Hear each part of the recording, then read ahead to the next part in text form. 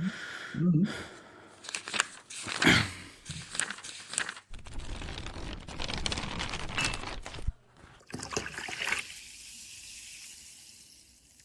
Hello, fermented folks. We have P. Jelly Clark. All Makatsu. We have Travis Baldry. Today we have a really special guest, Leopoldo Gout. Are you reeling it in and defending clowns? I am. Earth doesn't even exist in Battlestar Galactica. This show gives me heartburn. It's like, I loves it, I hates it. It's called All Fluff. Oh! If you didn't know how I actually feel about The Mandalorian, Don't worry. this is it right here.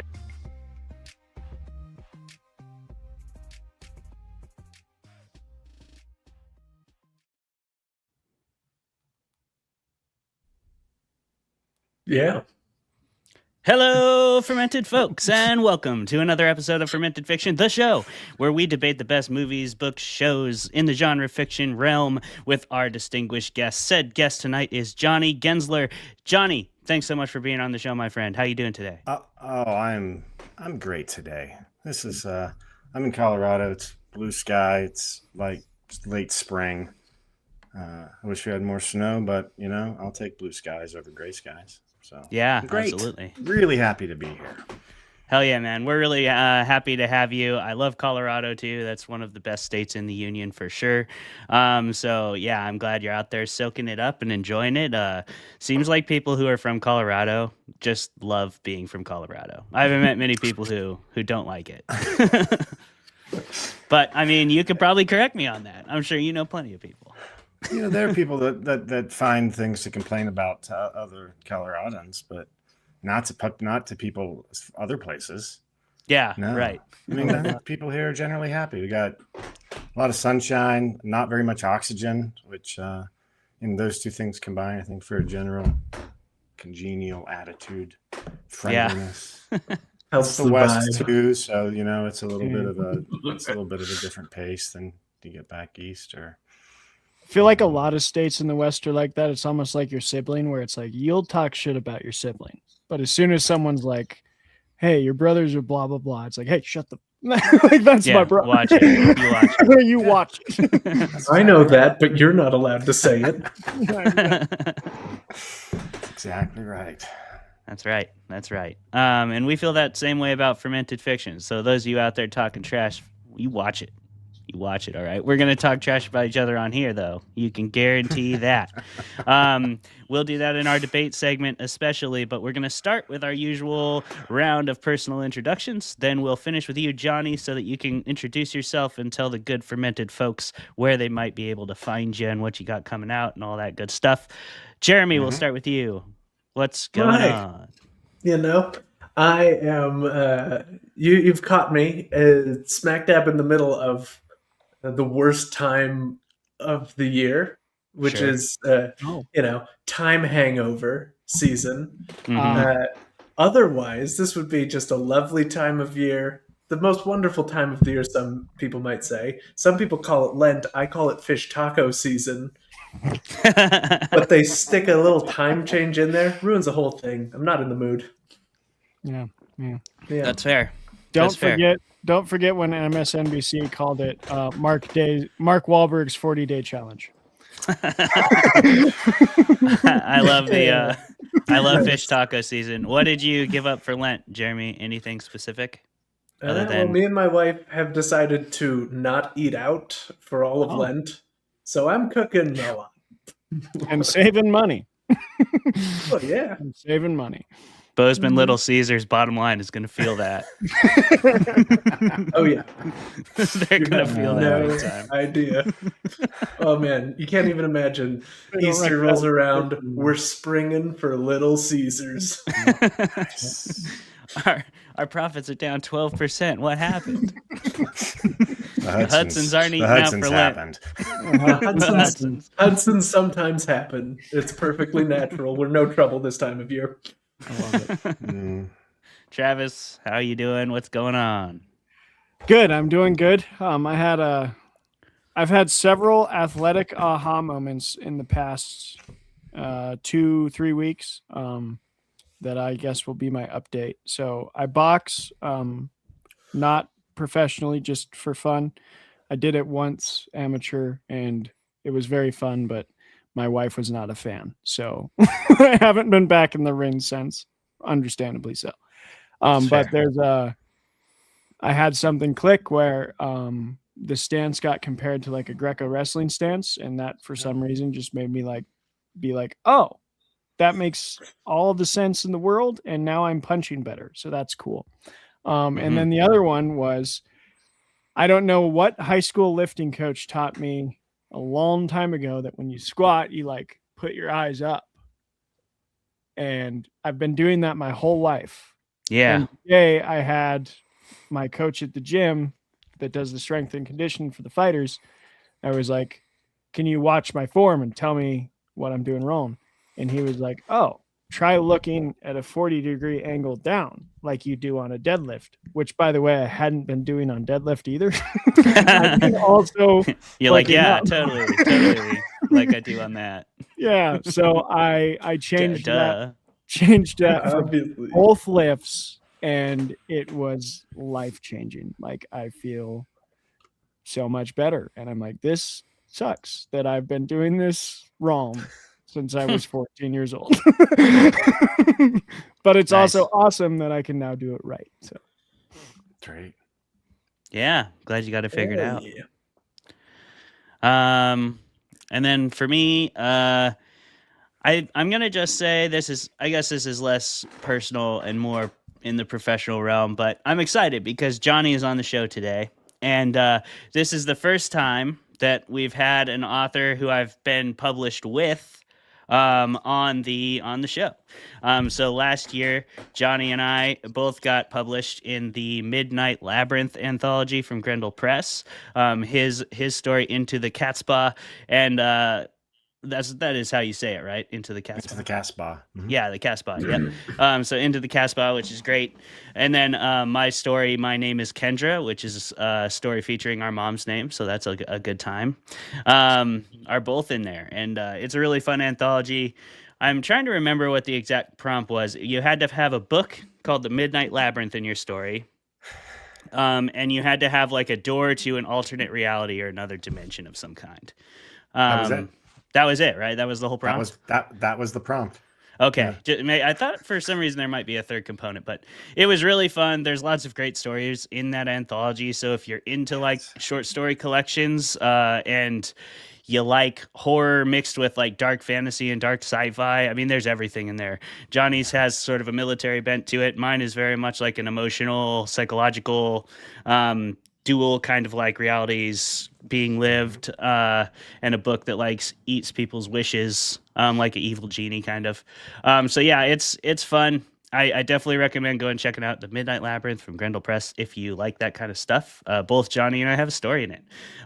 So it's just cool to have you on, Jonny, because we haven't had another author on that we've been in an antho together before. Mark it down. Maybe it won't be the last time. Yeah, I'm marking it. I hope that is certainly the case. And while we're talking about that, Jonny, you've got a lot of short stories out there, including stuff in Cosmic Horror Monthly and all over the place. Can you tell us a little bit about who you are as a writer, who you are as a person, where people can find you?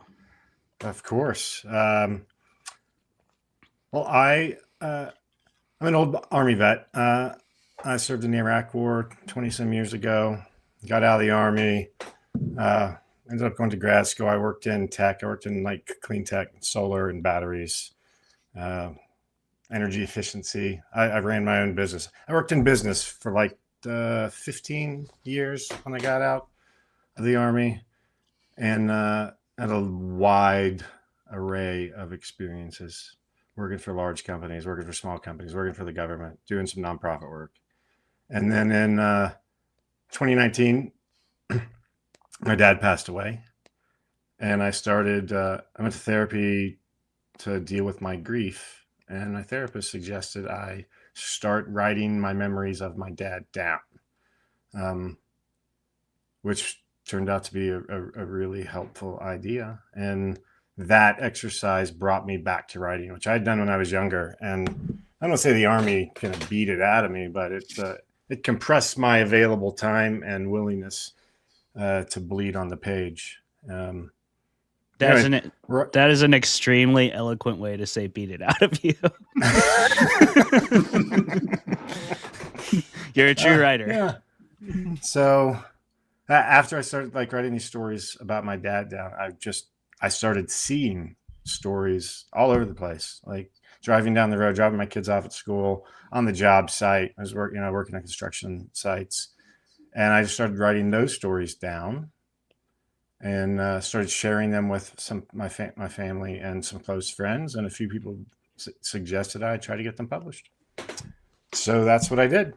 And after about a year of trying to write while running my business, I decided that I wanted to just write, and had an opportunity to sell the business I started. And so around 2022, I decided to write full time. I guess it's March. It's March 2026. I have been writing full time for about 4 years. Had about 20 short stories published, a few nonfiction things.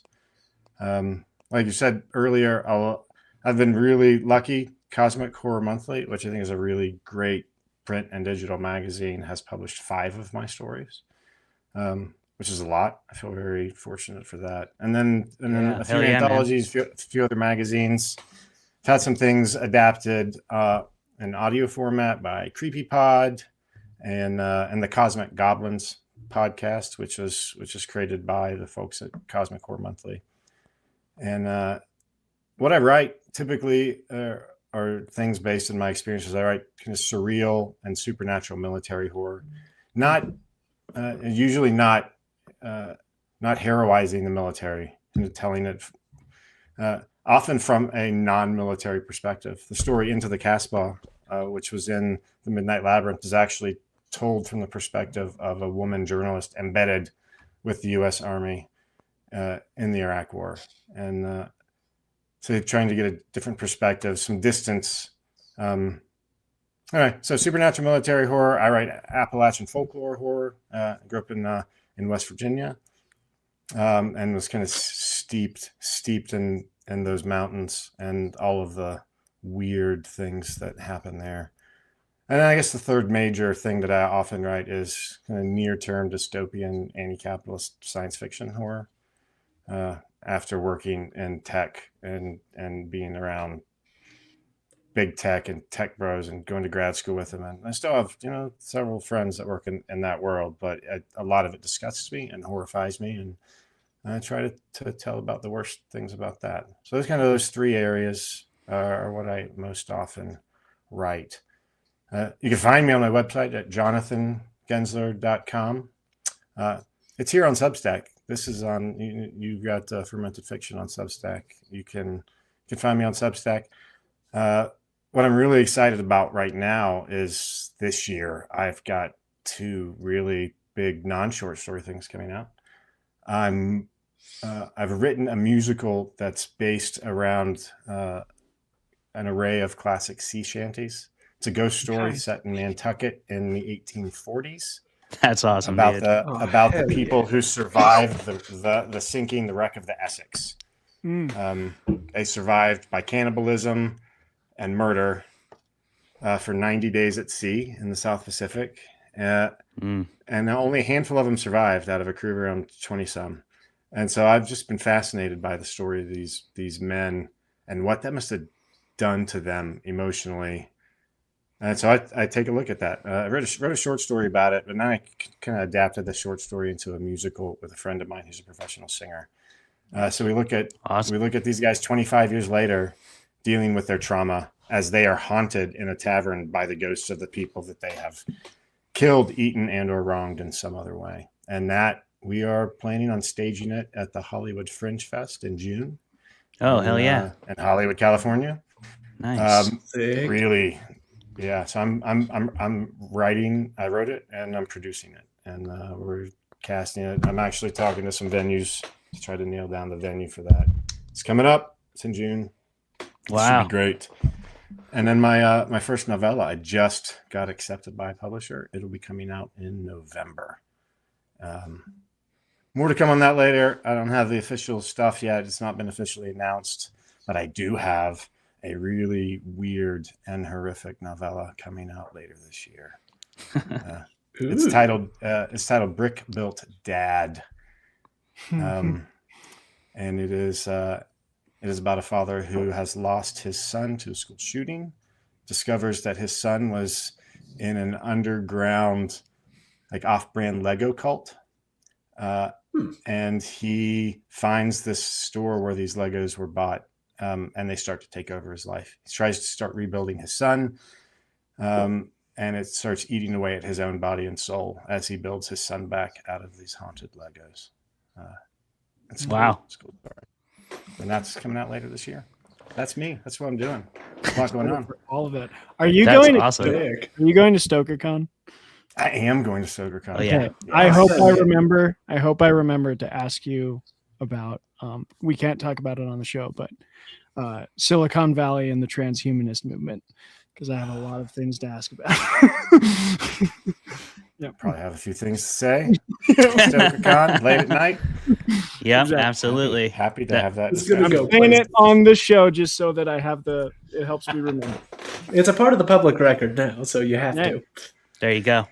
If you're I've if committed. you happen to We be at will. StokerCon, you can find Travis and Johnny bent over the bar late Friday or Saturday night talking about the transhuman movement, and you should join that conversation. They will 'cause be. it's They will sure to be a good sad one. and mad. So Probably. Probably a little. Little bit of Probably a both. little bit of both. Johnny, those projects sound amazing, man. I'm stoked about the musical. Jeremy and I specifically really love musicals, so I'm all about that. And I believe you talked about that on the We Bleed Orange and Black podcast recently as well, right? I did. Yeah, we talked about that musical pretty extensively. Yeah. Nice. So yeah, I'll put you that look link up in that? the. Sorry, what? I said, yeah, you're going to put the link in.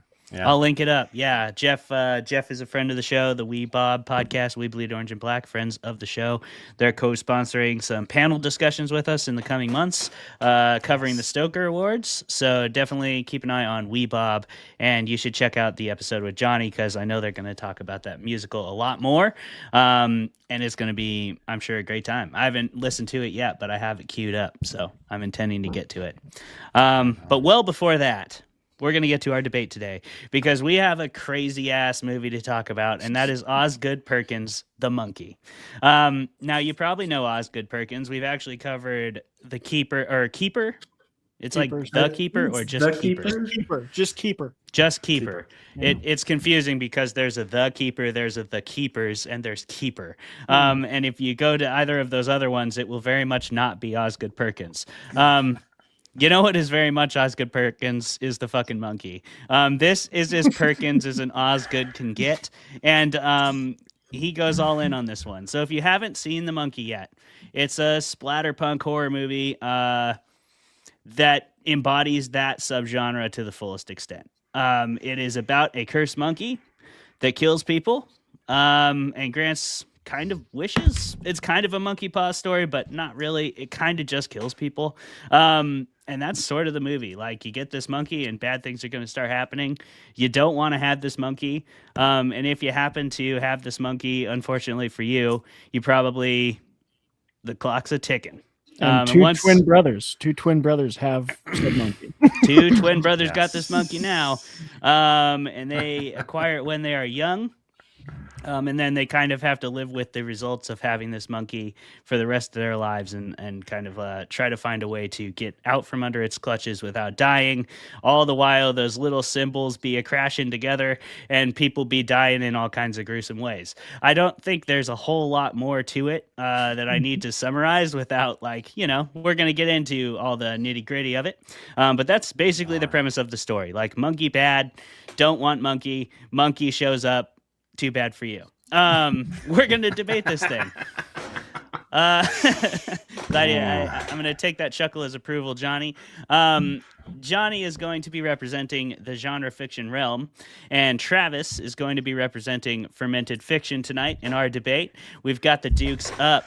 We're going to have a clean-ish fight, or, maybe not. Hits below the belt are encouraged. And we're going to roll 2 D20s. High roll will defend the monkey, even if they don't like it. Low roll will attack the monkey, even if they loved it. The dice gods hold our fates, and we're going to roll right now. Ooh, I got good. How good did you do? 17. I got a 16. Oh, One point. Ah, beautiful, beautiful. What Yeah. a I thought battle! I had it. Thought I That had was it. so close. It was close. All right. Well, I there don't we know have who it. has it. Who has it better? 'Cause Wait, I there's- get a +3 though, right?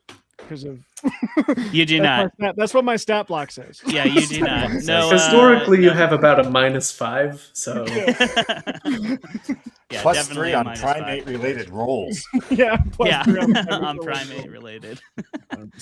Okay, I'm gonna kick it to Jeremy, our distinguished referee. I'm gonna hop off the screen, and then we're gonna start this debate. all right. We're gonna get into it. You heard the rules. There, frankly, are not any. So let's get in there. Let's have some fun, and maybe some random folks will die. Who knows? So we're gonna get going in a 3, in a 2, 1, go. I love the monkey. I mean, I'll start off. I loved it when I first read the short story back in the late 80s when I was well too young to be reading Skeleton Crew. But last year, when Osgood Perkins announced that he was adapting and Stephen King was co-writing the script, I became very, very excited. And when I saw it, it absolutely delivered, really kind of beyond what I had hoped for. I love how inexplicable the monkey is as a killer. We get no origin. We get no explanation. This thing gets flamethrowered. It gets chopped into pieces. It gets dropped into a well. It gets thrown out in the trash. And yet it keeps reappearing with its little, he's got a drum in the movie and his little spinning drumstick. He's up there. He's ready to go. And if you wind the thing up, someone's going to die. And the way that the people die in this movie, I think, might be its strongest pro. There are some wild kills from the opening scene when Adam Scott comes in dressed like a boat captain or something. And he's trying to get rid of the monkey. He's covered in blood. No idea. No explanation. He's in a pawn shop. Tells the guy, you need to take this off my hands. The guy winds it up anyway. And he gets speared by like a spearfisher thing. And then it retracts and rips his guts out. And he just falls over. Adam Scott's character, I think he's the son at the end. He's listed as Captain PD. So I think he's PD the kid at the end as an adult who's still being cursed by this monkey. I'm assuming later in life. And he doesn't care. He knows people. He's already covered in blood. This death doesn't faze him. He looks over, sees a flamethrower, and he goes out and he flamethrowers this thing. That's the start of the movie. It's fantastic. And we get this Rube. It ends with this Rube Goldberg machine and a house that ends with a cannon shooting one of the twins' heads off with a golf ball with their mom's name on it. And it's not exactly the last scene. The last scene's kind of. But these are the kind. We get an exploding lady above a pool who dies, and the electric shock in the pool causes her to completely explode, launches the leg right at our main character, Hal, and he like kind of ducks it, and the lady gets shotgunned out of a closet. Her finger ends up in his mouth. He like spits her finger out. He's like, ah. Anyway, the kills, the cast. We've got Adam Scott. We've got Tatiana Maslany, who's the twins' mom. We got Elijah Wood as a cameo, who's just kind of hilarious. Like the cast bringing their snarkiest, most kind of. They're bringing this full wild. Yeah, it's a hilarious splatterpunk movie that I think delivers on the promise. Every promise that it made, it just hammered them home for me. This movie is essentially so they went to a boardroom, I think, and they were like, we need something new in horror. And they had a dartboard of all the like weirdest horror directors that were up and coming. They threw the dart and they hit Osgood Perkins. And they're like, okay, get that guy. And then they were like, okay, now let's like find a franchise that everyone loves. And they threw a dart and they landed on Final Destination. And then they were like, okay, and let's like think of a random adjective. And they threw a dart and they just saw weirder. And that's the movie. They just were like, get the weird guy to make Final Destination weirder. Oh no, weirder. No, weirder. And they just kept going down that rabbit hole. And that might sound appealing to a lot of people. And maybe I'm selling the movie when I'm supposed to trash it, but it's not. It's not appealing. It's just strange. And frankly, uncomfortable, and you laugh when you shouldn't, and then you're like, why am I laughing? That was grisly and disgusting, and I feel bad about myself now.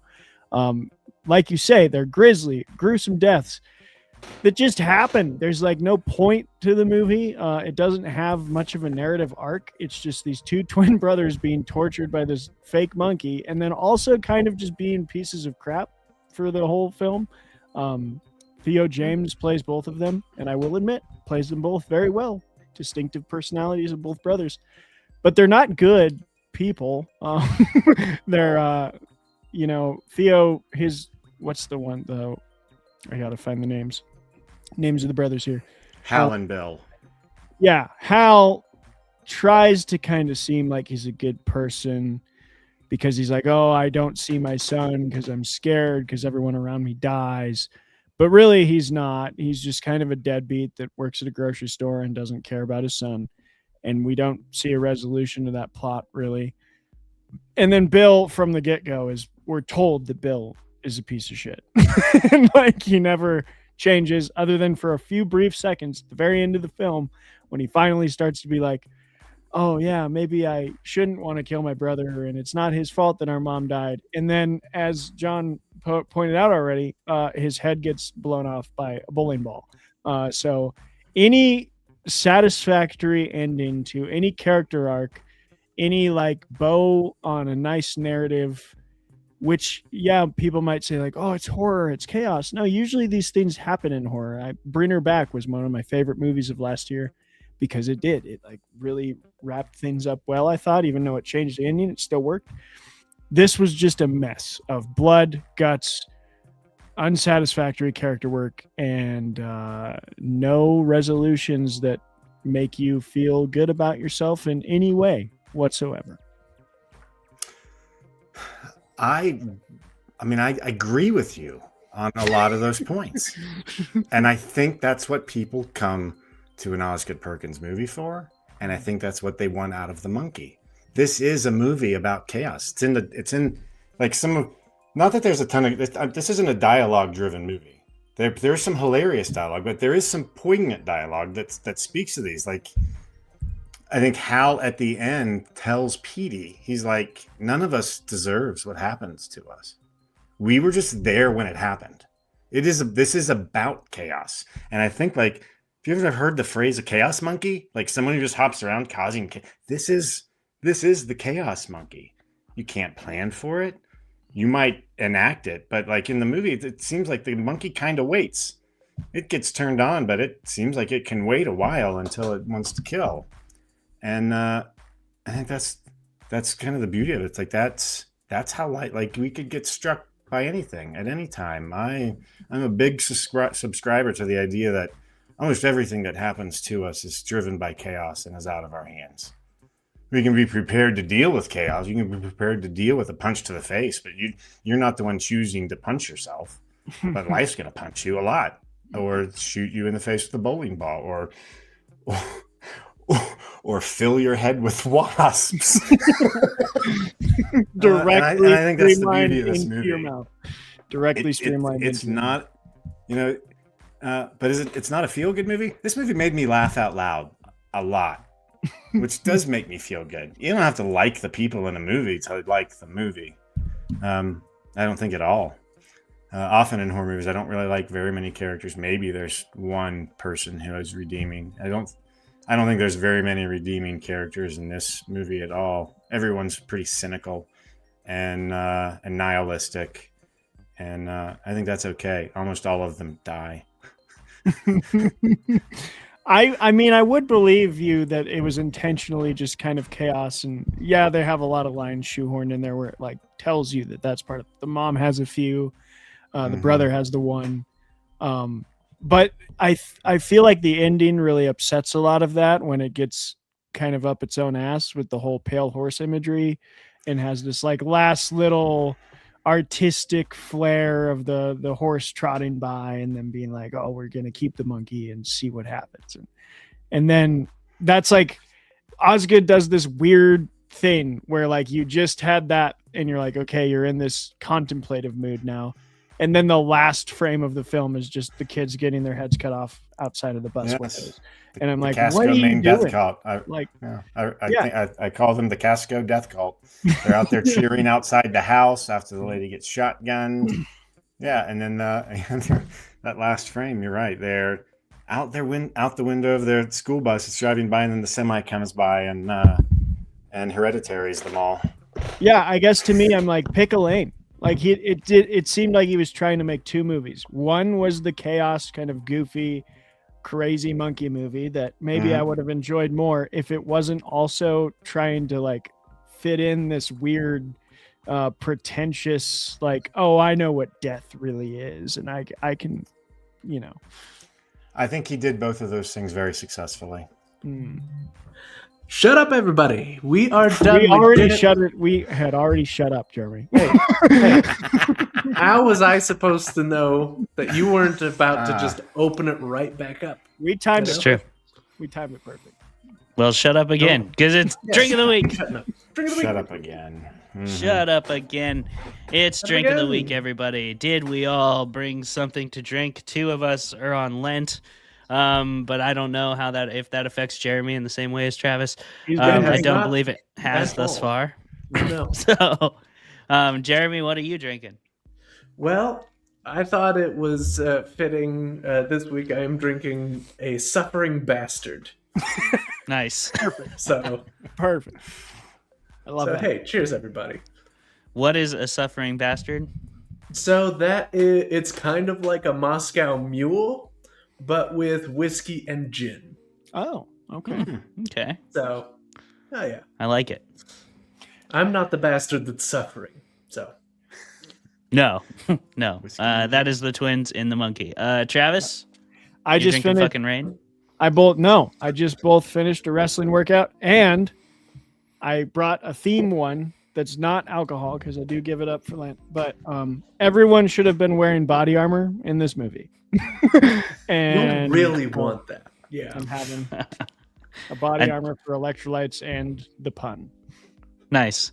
I don't think it would have been enough, but it wouldn't have hurt. It wouldn't have hurt. The monkey would have found a way. The body armor really probably wouldn't have helped the swimming lady.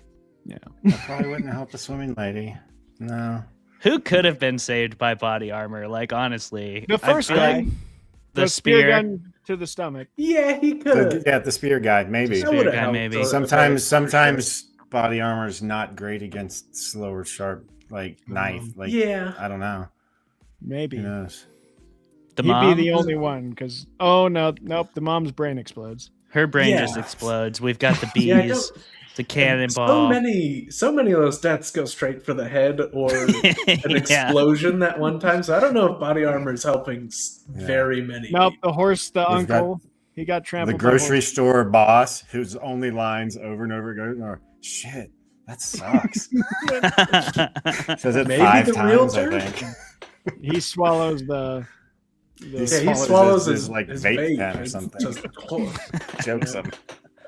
But body armor would make you feel better, Like when you're walking in the woods and you think you hear something, you're like, maybe that's a bear, and so you grab like your pocket knife. It's like, cool, good luck, buddy. good luck. But I know that there's a psychological comfort there that in reality is not gonna come to too much fruition, most likely for you. Johnny, what are you drinking? I'm going themed.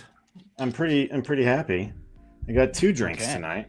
All right. Oh. I got Monkey shoulder. Monkey shoulder. Yeah. That's a good one. Mhm. I like monkey shoulder. It's a good scotch, and I've got Golden Monkey Belgian triple.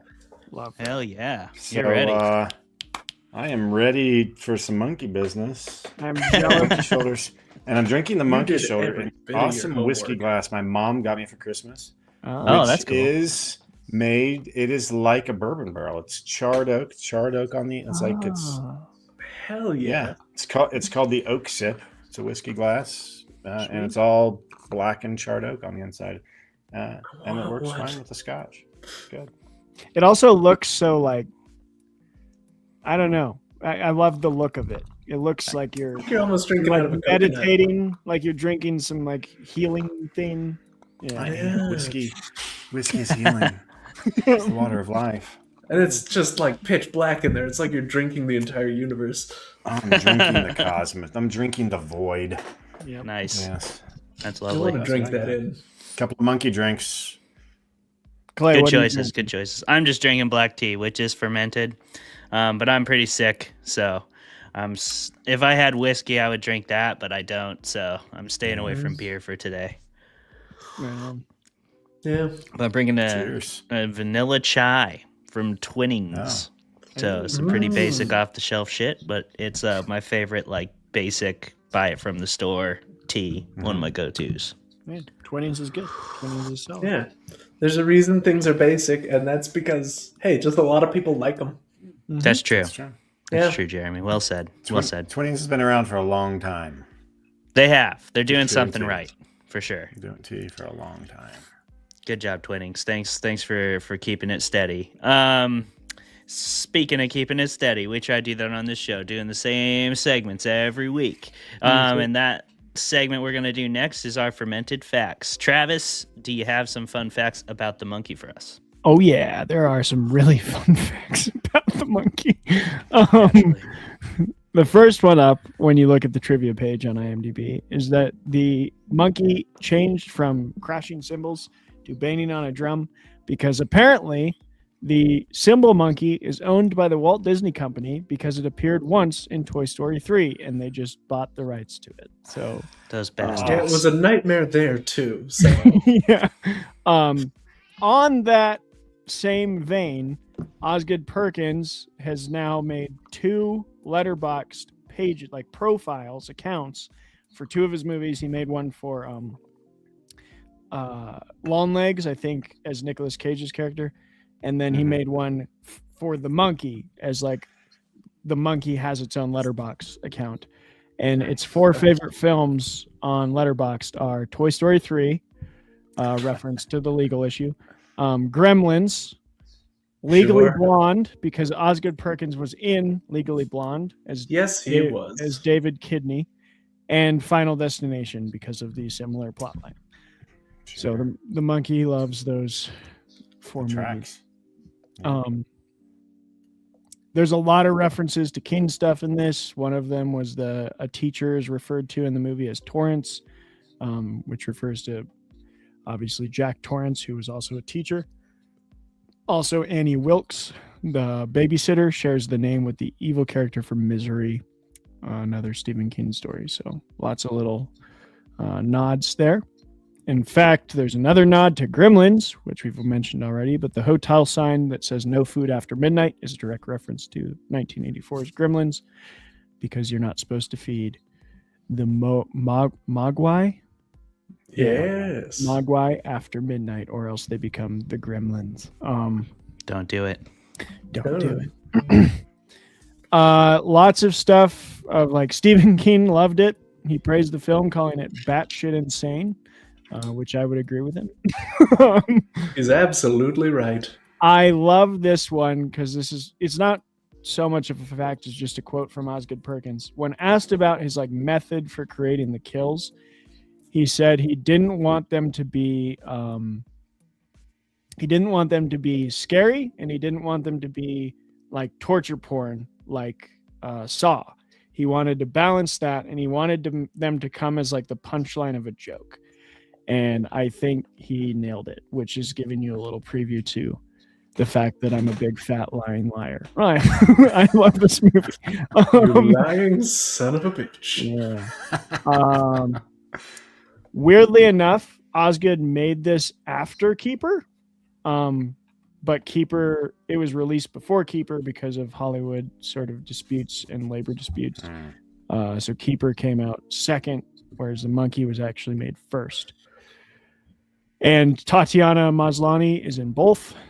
We've talked about Keeper on the show before. She's excellent in both movies, even though her part is a lot smaller in this one.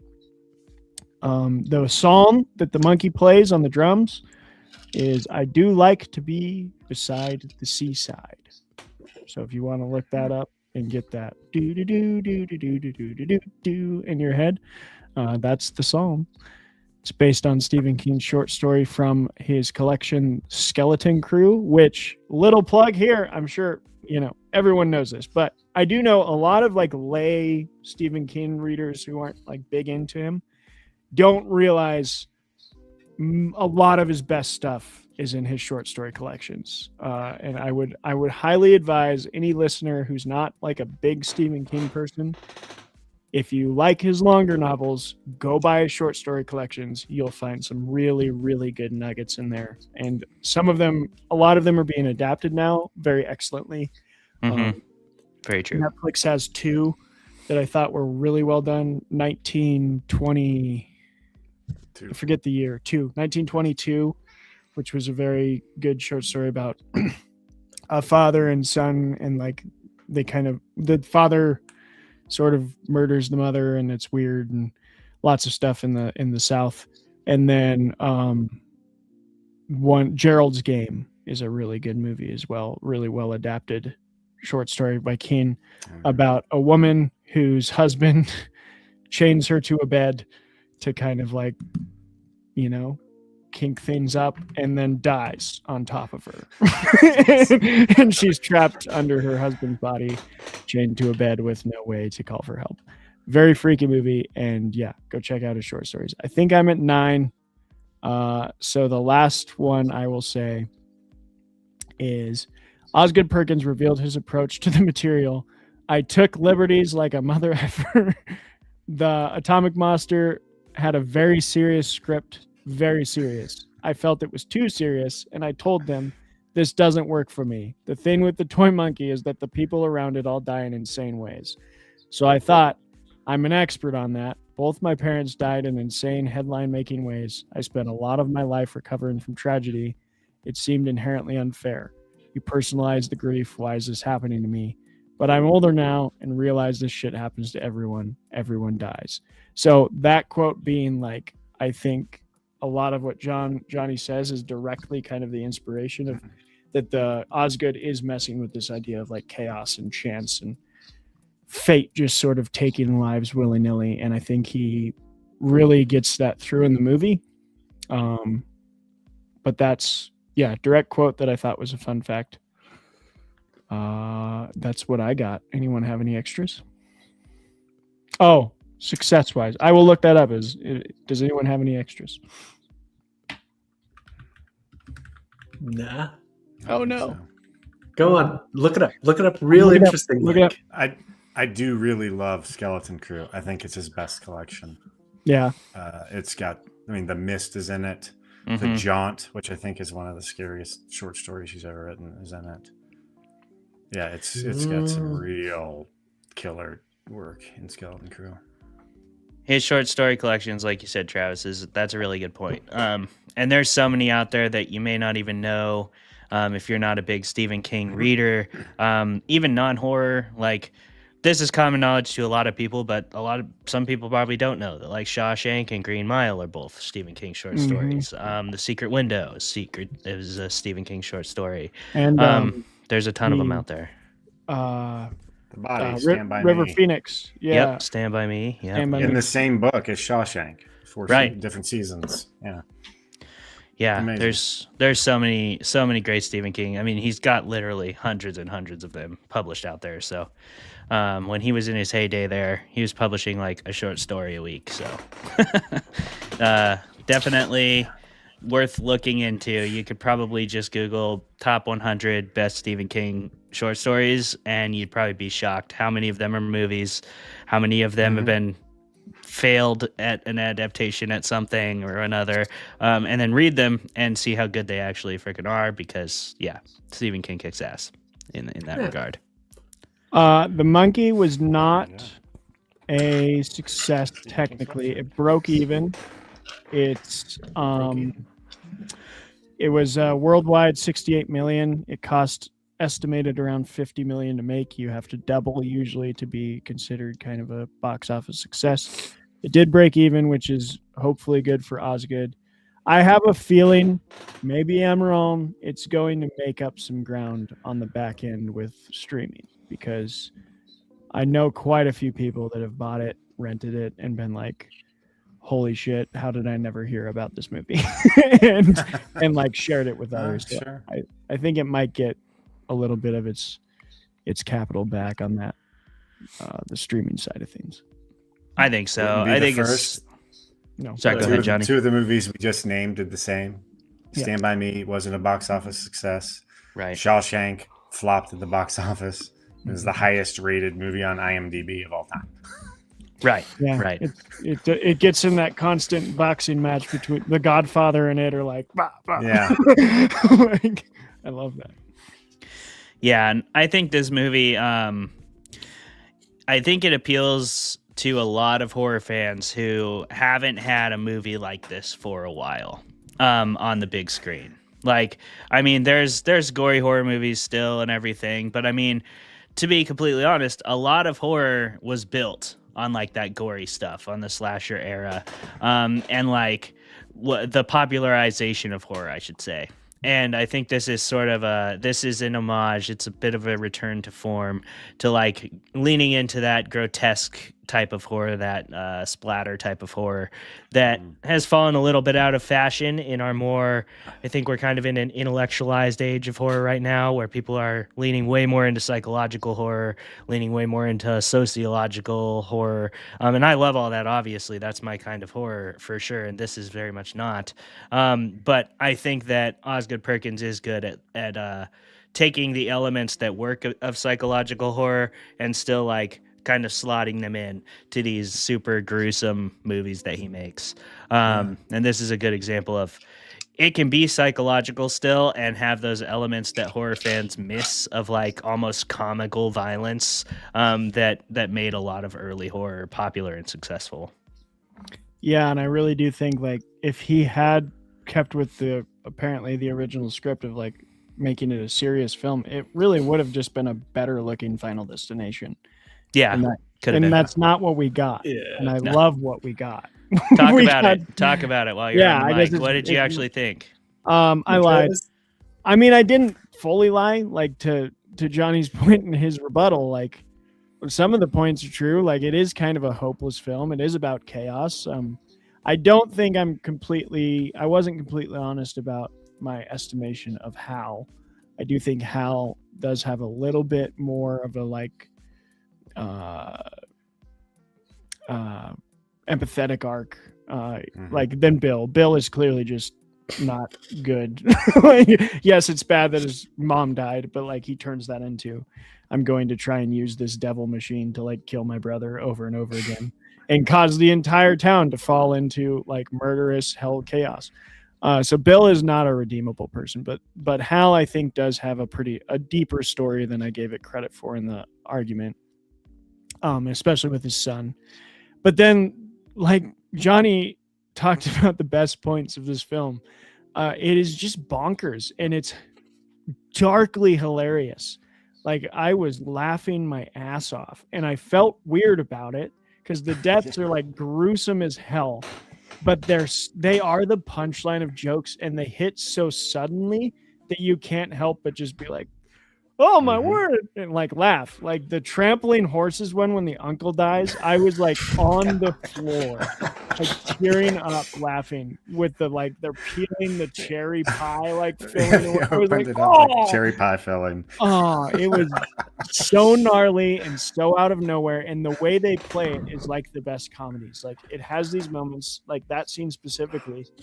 They turn the monkey, the drum beat comes down and they don't go to the death immediately. It just goes to like a picture of the uncle at a funeral. And it's like, Uncle Bill died on a camping incident. But that's kind of a misrepresentation. Uncle Bill died by getting trampled by 63 horses in a sleeping bag on a camping trip. And so like, there's this like hilarious way the script is designed. And I thought even the way the people are characterized leaned into that like absurdity. The realtor was absurd. There's hilarious moments where she's like leaning into the car. and tries to give the son the card, and he's just like This is goes hard. off, and it's like, oh, I'm my one of those dad kids hates. who doesn't buy that many houses. Yeah. And like then just so- rants so about, no karma. I didn't think I had a brother, and then my dad lied to me, and blah blah blah. And she's just like, all right then, like come into the script is funny the whole way through. And I think big shout out to Theo James. He knocked it out of the park playing like two pretty different brothers excellently, and it's just a weird role that he had to do, and I think he pulled it off well. Yeah, I'm going to talk more about him in the questionnaire thing because I want to talk about voice acting, which he does not get enough credit for.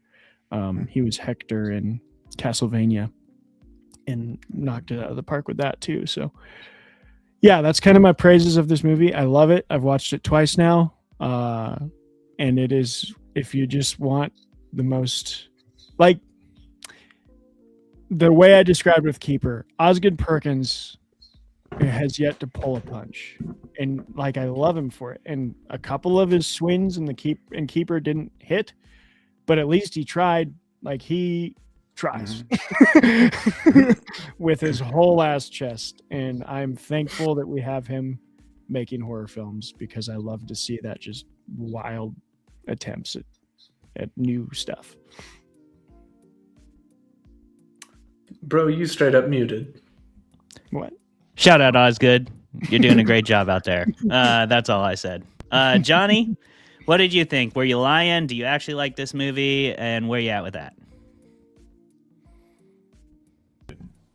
Oh, is he Can you? muted? Nope. We there got go. you. I'm back. Hey, yeah, you're good. The first time I watched this movie, I hated it. Until the very end, but like going through it, I thought it was disjointed and tonally all over the place. But the second time I went back and watched it, and I'll say a premise, the first time I watched it, I'm very familiar with the short story. This is not the short story. This is not Stephen King's short story. This is Stephen King and Osgood Perkins adapting that short story into something much more weird and bizarre and hopeless. The short story is weird and inexplicable, but I prefer to think of this movie being the story that King probably wishes he had told when he was younger, because it leans into the themes, which I didn't really pick up on the first time. And coming into it for a second watch again, I've watched it 3 times in the last, maybe twice. I watched it last year, and it was, again, I thought it was kind of forgettable. Didn't really like it. Came back to watch it for this. And when I watched it again, the second time I loved it. And then I watched it again today and I loved it even more. Like, I think every time I watch it, I'm going to like it. There's little things that he does. It's so crammed full of detail and set design and little quippy, snarky dialogue between the characters that I just love. And I really loved it. The only thing that I will quibble with about this movie is how the babysitter Annie Wilkes dies. I'm like, the chef's not close enough to cut her head off with a knife. I don't care how sharp Absolutely the knife is. bananas. He's like, he just swings his knife out. He's still holding it. I'm like, she's still like 3 more feet away. How'd you cut her head There's off? not even blood on the knife. There's not even blood on the knife. And then How'd he she was get this that anime slides ass off and death? lands on the hibachi and fries, and like, you crack up. But that's like, I think that's the only quibble I would have with the movie. Everything else in it lives by the rules that are established. Right. Except for Annie Wilkes' beheading, and yeah, and even the more I'm convincing myself that I loved it even more. This is hands. I reread the short story again today before I watched it just to be refreshed, and I'm like, the short story's fine. It's a good short story. I see why I like the short story. Mm-hmm. It's different than this. This is a darker, deeper, much more bizarre. Yes. Just leans into chaos and weirdness. I think I've convinced myself that I love this movie. The Yeah, last, after hate, yeah. I really didn't like it the first time I saw it. I really didn't. I forgot to praise one other line, and it's when Uncle Bill like sits with the boys. And like, he's like describing how they're swinners and bad, and he's like, "We're gonna try our best." And there's a beat, like you think, "Oh, that's it," and then he's like, "But that's probably gonna be pretty bad." Probably gonna be pretty bad. Also, we're swingers. So. So, Yep. Makes a sip of yeah.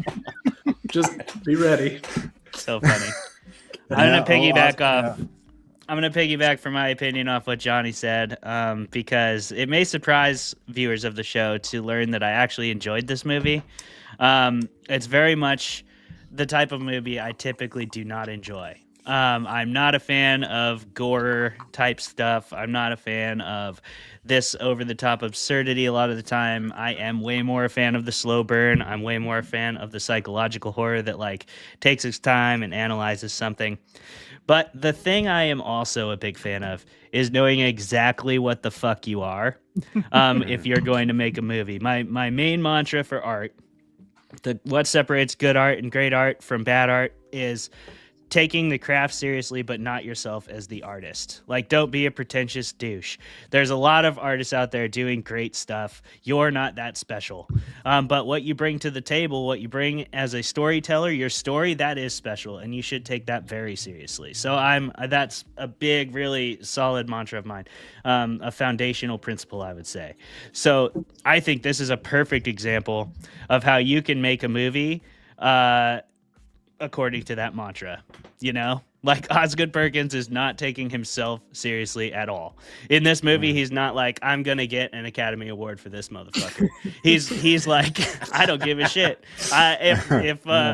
If we had an Academy Award scene in this, it would be an absolute bloodbath. Everybody would be dying in horrific ways. It'd be like the tap dancing scene in South Park where Butters drops a whole bunch of like sound equipment and beams and shit on top of the crowd and kills like 25 people. So for that reason, I really, really respected this movie. It's still not really my kind of movie. I didn't watch it a second time. Once was enough. But I watched it and I was like, yeah, all right. Good for you, Osgood. Like Travis said, he has yet to pull a punch. And I respect the hell out of this movie for knowing exactly what it was and telling us that immediately. Like the very first scene. Yeah. He walks in, he's trying to get rid of the monkey, and you're like, okay, we've seen this kind of story before. It's a classic cursed artifact story, right? Usually, they take a little while to build that up. It's like in so many movies, what would happen there? Like the pawn shop owner would buy the monkey, and then he would have the monkey in his store, and there'd be a scene late at night or something where the monkey creeps him out and he like puts it in a different place or he throws it away and the monkey's back the next day and then the monkey starts beating the drum and they spend like 15 minutes of the movie establishing how scary this monkey's supposed to be. Osgood's like, no, here's what the monkey does. You tell me if that's fucking scary. Yeah. He says, look at this monkey. Are you scared yet? Well, the guy just died, so you probably better be. Oh, and by the way, we got Adam Scott for 5 minutes of this film. Yeah, exactly. So good. I also have so much respect for that when they have like a big cameo actor and they kill them immediately. It's awesome. So yeah, I respect the hell out of the monkey. It's not really my kind of movie, so to speak. But whatever. I had a great time watching it. I thought it was hilarious. And I meant what I said earlier, like, I feel like this movie, it takes everything that people criticize about horror or like misunderstand about horror, like that's all horror is, like blood and gore and jump scares and shock value and blah, blah, blah. And like dumb characters doing things they shouldn't do, like acting like the realtor, right? Like just like, how can you look past this? How can you be so happy? Why are you going in the basement? Osgood takes all that stuff in this movie and just says like, don't fucking worry about it. Like, the monkey's here. It's going to take care of everything. Like, the monkey is the great leveler, and it's going to sort this all out. And I think a lot of, like, horror stories get a little bit up their own ass about, like, trying to make you scared of something. Osgood Perkins just, like, immediately puts this monkey on the table, and it starts killing people, and it's like, you decide if you're scared of that or not. You know, I thought it was great.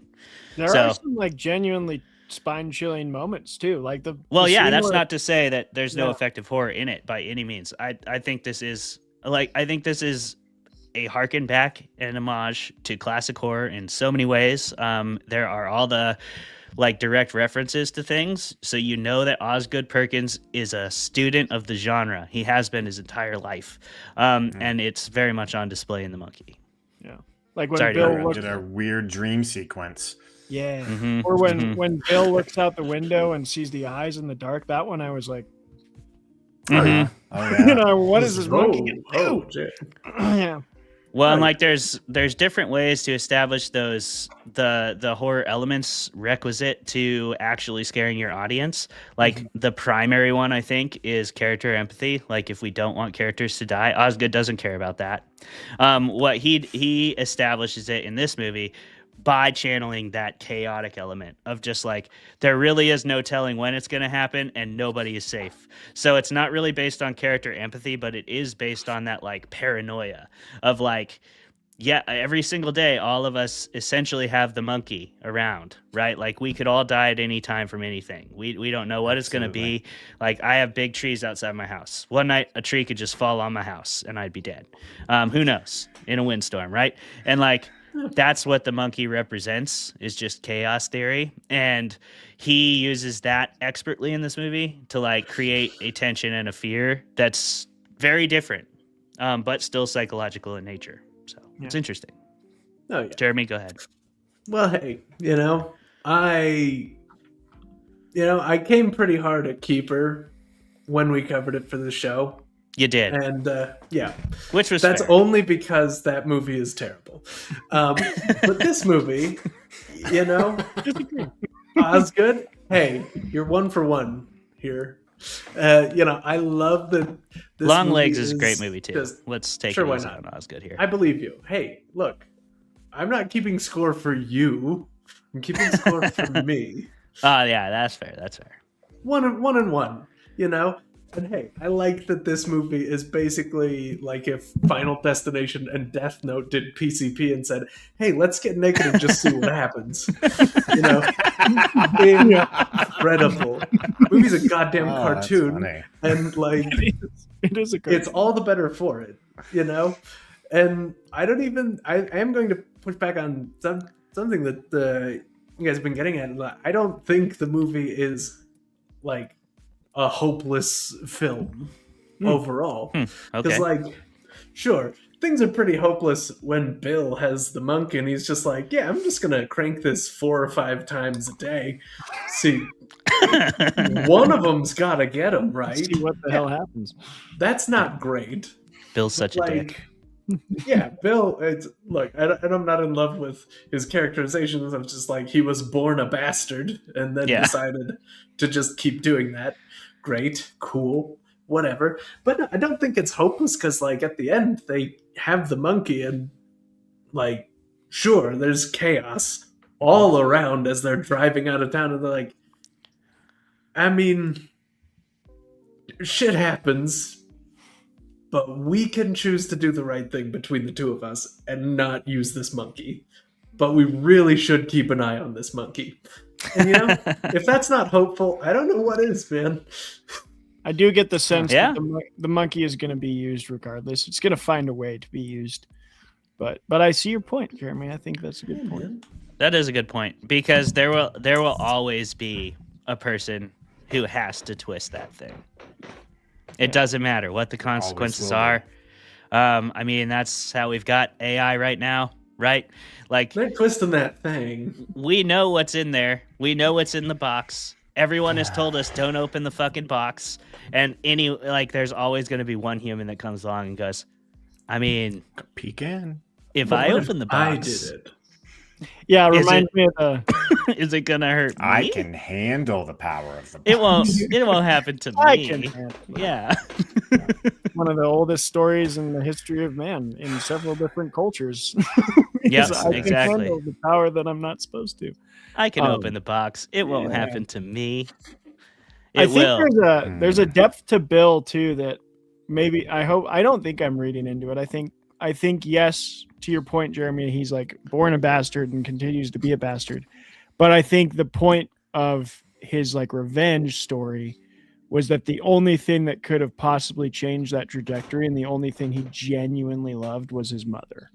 And like, you see that in the funeral scene. That was like a moment of like really good writing that pulled me out of this like jokey moment to be like, oh shit. Because like Bill's reaction of like, oh, just wake up. Good joke, Mom. Like genuinely sad. Yeah. And I think it showed that Bill had a heart, but like it kind of died with his mom. Yeah. Completely broke his heart. The ruined cancerous thing that it was. Yep. And then he spent the rest of his life blaming Hal for it and trying to kill him with the monkey. Which again, very Not inefficient. wrong. Hal definitely turned the key and killed his mom. Sure, yeah. Technically true. But honestly, yeah, most roundabout way to try to do a murder. Just do it yourself, you know? Like, don't turn the chaos monkey wheel. Like, just do it yourself if you're that downright determined to do it. And a Rube Goldberg machine is never the answer, okay? There's literally never a scenario where a Rube Goldberg machine is the best way to do something. Yeah, you paid that dirtbag guy $15 to find the monkey. He probably would have killed your brother for $15. He probably or 20, you know, like he may have upcharged you a little bit to do it himself, but like it wouldn't have been. Yeah. It would have been affordable, I think. That guy was killing on a budget for sure. Definitely. And you know what? We're on a bit of a time budget here because we got a 2-hour show and we like to take a little break in between because we used to not. And a lot of bladders suffered for that. We're not going to do that to our guests in season 4. Johnny, we're not going to do that to you, my friend. So go ahead and everybody turn off your cameras and mics. I'm going to kick on this 5-minute video and we'll be back after that. See you in 5. Goodbye.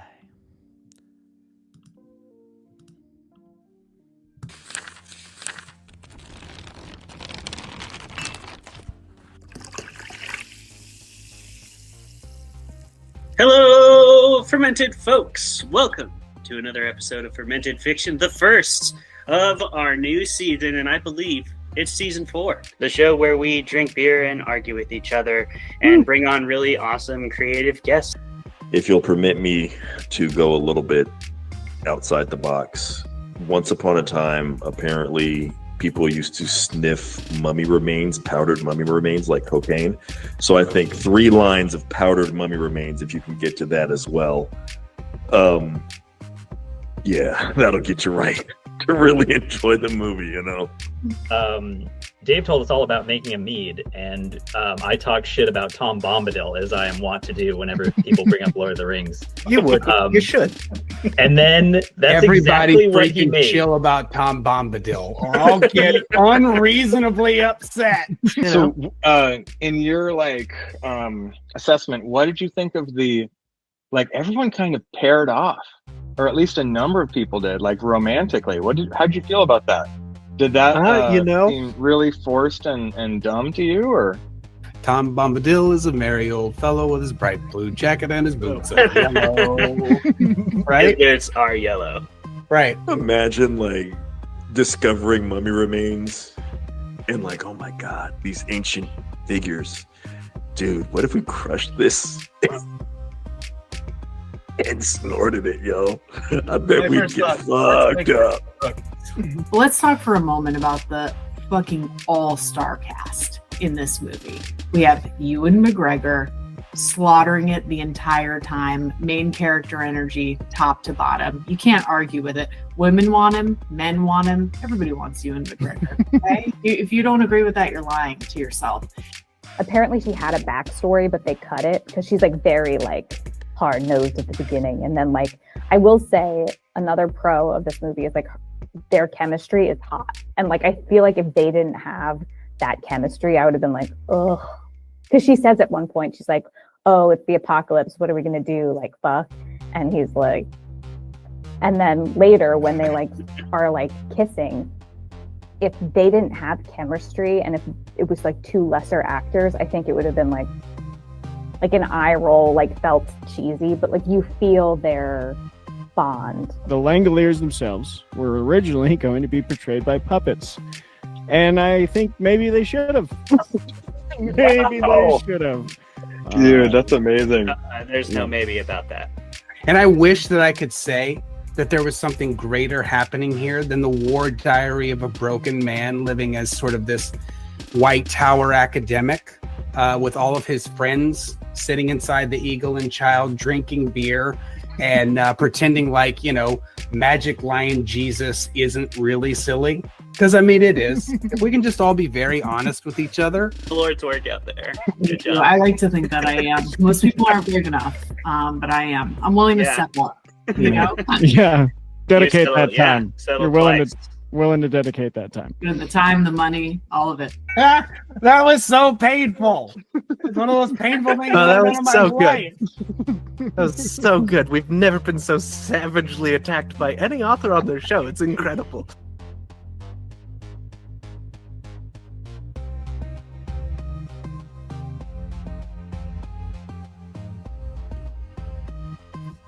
Oh, yeah. Yeah. Follow the instructions, everybody. Like, comment, subscribe. Because all those buttons, do that. Every button you can see. I don't care which one. We're keeping those buttons up. Oh, they're gone now. They're gone. Figure it out.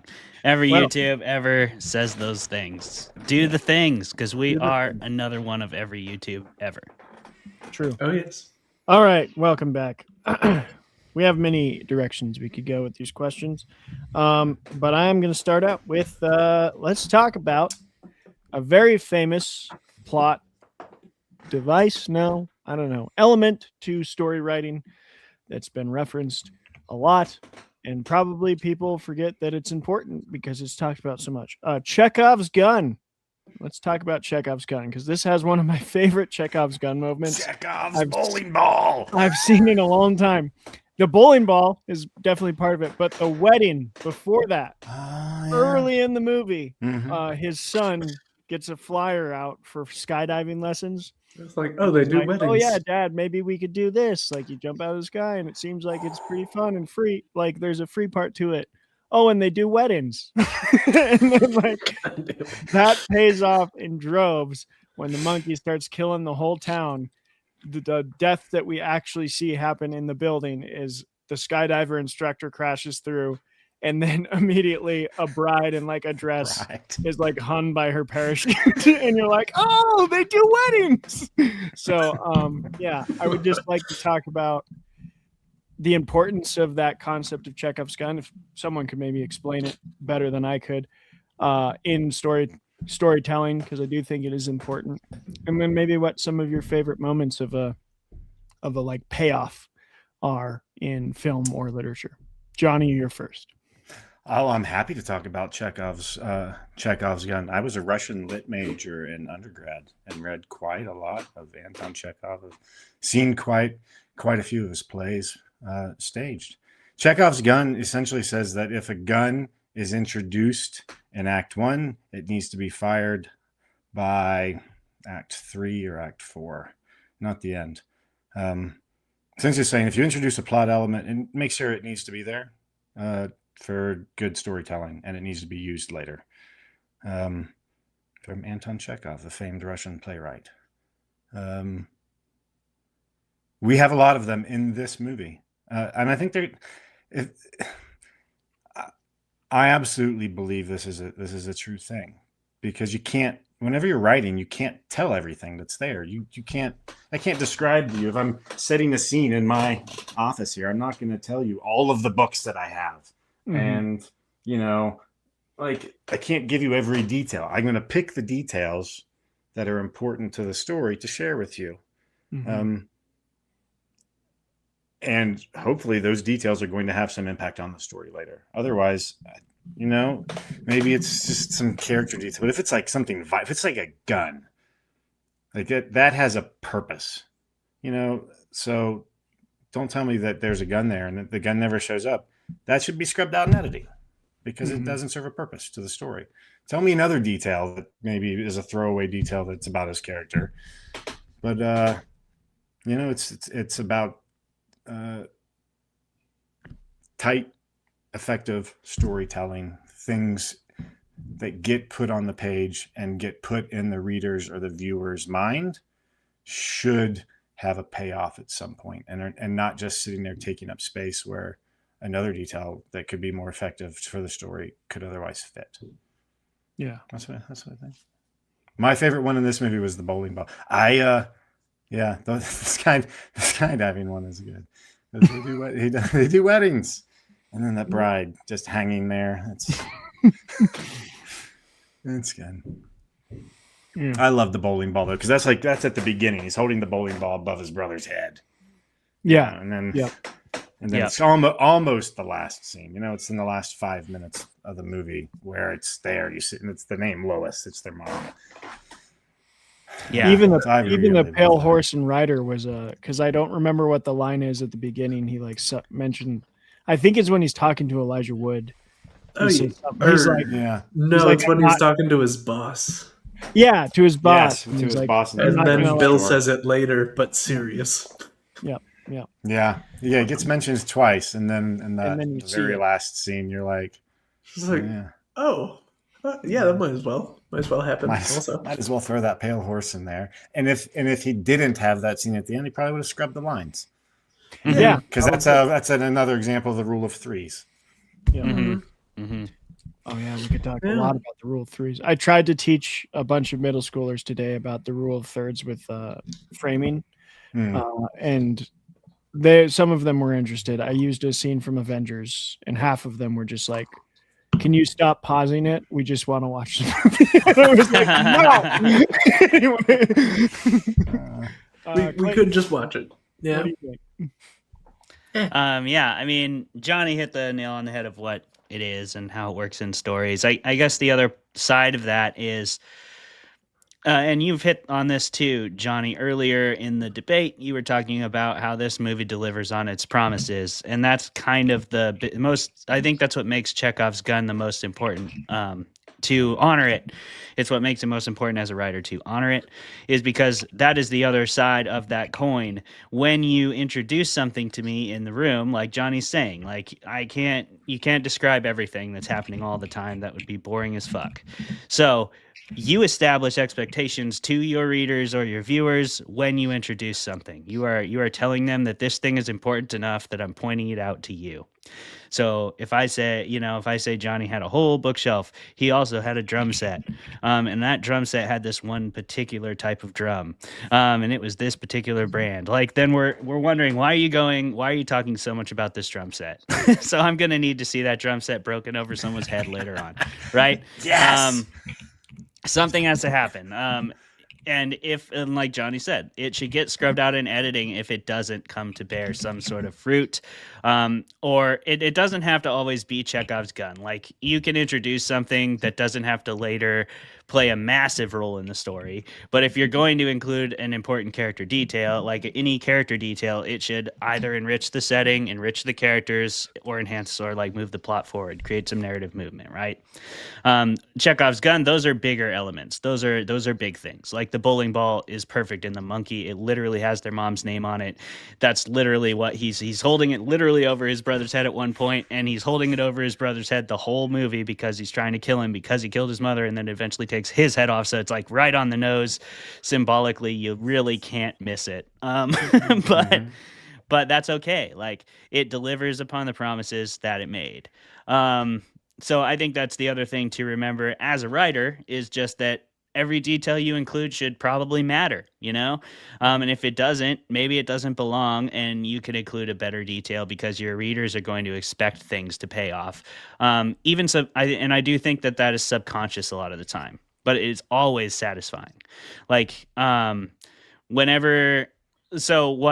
the first example that jumps to my mind, and this will surprise nobody who listens to the show, is from Cabin in the Woods. But the Chekhov's gun in that is the merman, right? Mm-hmm. So we've got our boy. One. He really wants to see a merman. He bets on the merman every year. The Channing Tatum's character had not Channing Tatum. Chris Hemsworth. Those people are hard for me to Yeah, separate. Chris sometimes. Hemsworth doesn't Chan Tates at all. He could. Let's take it He easy. could if he wanted to. He could certainly Chan some Tates, but he doesn't. You're right. But anyway, he had the conch in his hand. He's about to blow the conch. It was so close. And then they spend time to talk about it. You know, there's not too many other of the monsters, and they have that whiteboard with all the ridiculous monsters on it. There's only 2 of the categories that they actually stop and talk about, and it's the 2 that like have a bigger part in the plot. The one, obviously, zombie redneck torture family, which is the ones terrorizing them and that wins every year. And then the merman, he's like, man, I'm never going to see that. And the other administrator's like, yeah, they make such a mess anyway, you know? So you're like, how is that like, you know, I got to see how that comes to fruition, because that's not what you think of really when you think of merman. It doesn't seem like the messiest monster on the board. And then they deliver on it, because its blowhole shoots out the blood while it's eating and everything. Is awesome. Like Blender and Super Soaker all in one. Yeah, exactly. So that's like the first one that comes to my mind. But they were very intentional about like that merman being talked about, being pointed out specifically. And it's something that's different enough that it really grabs your interest.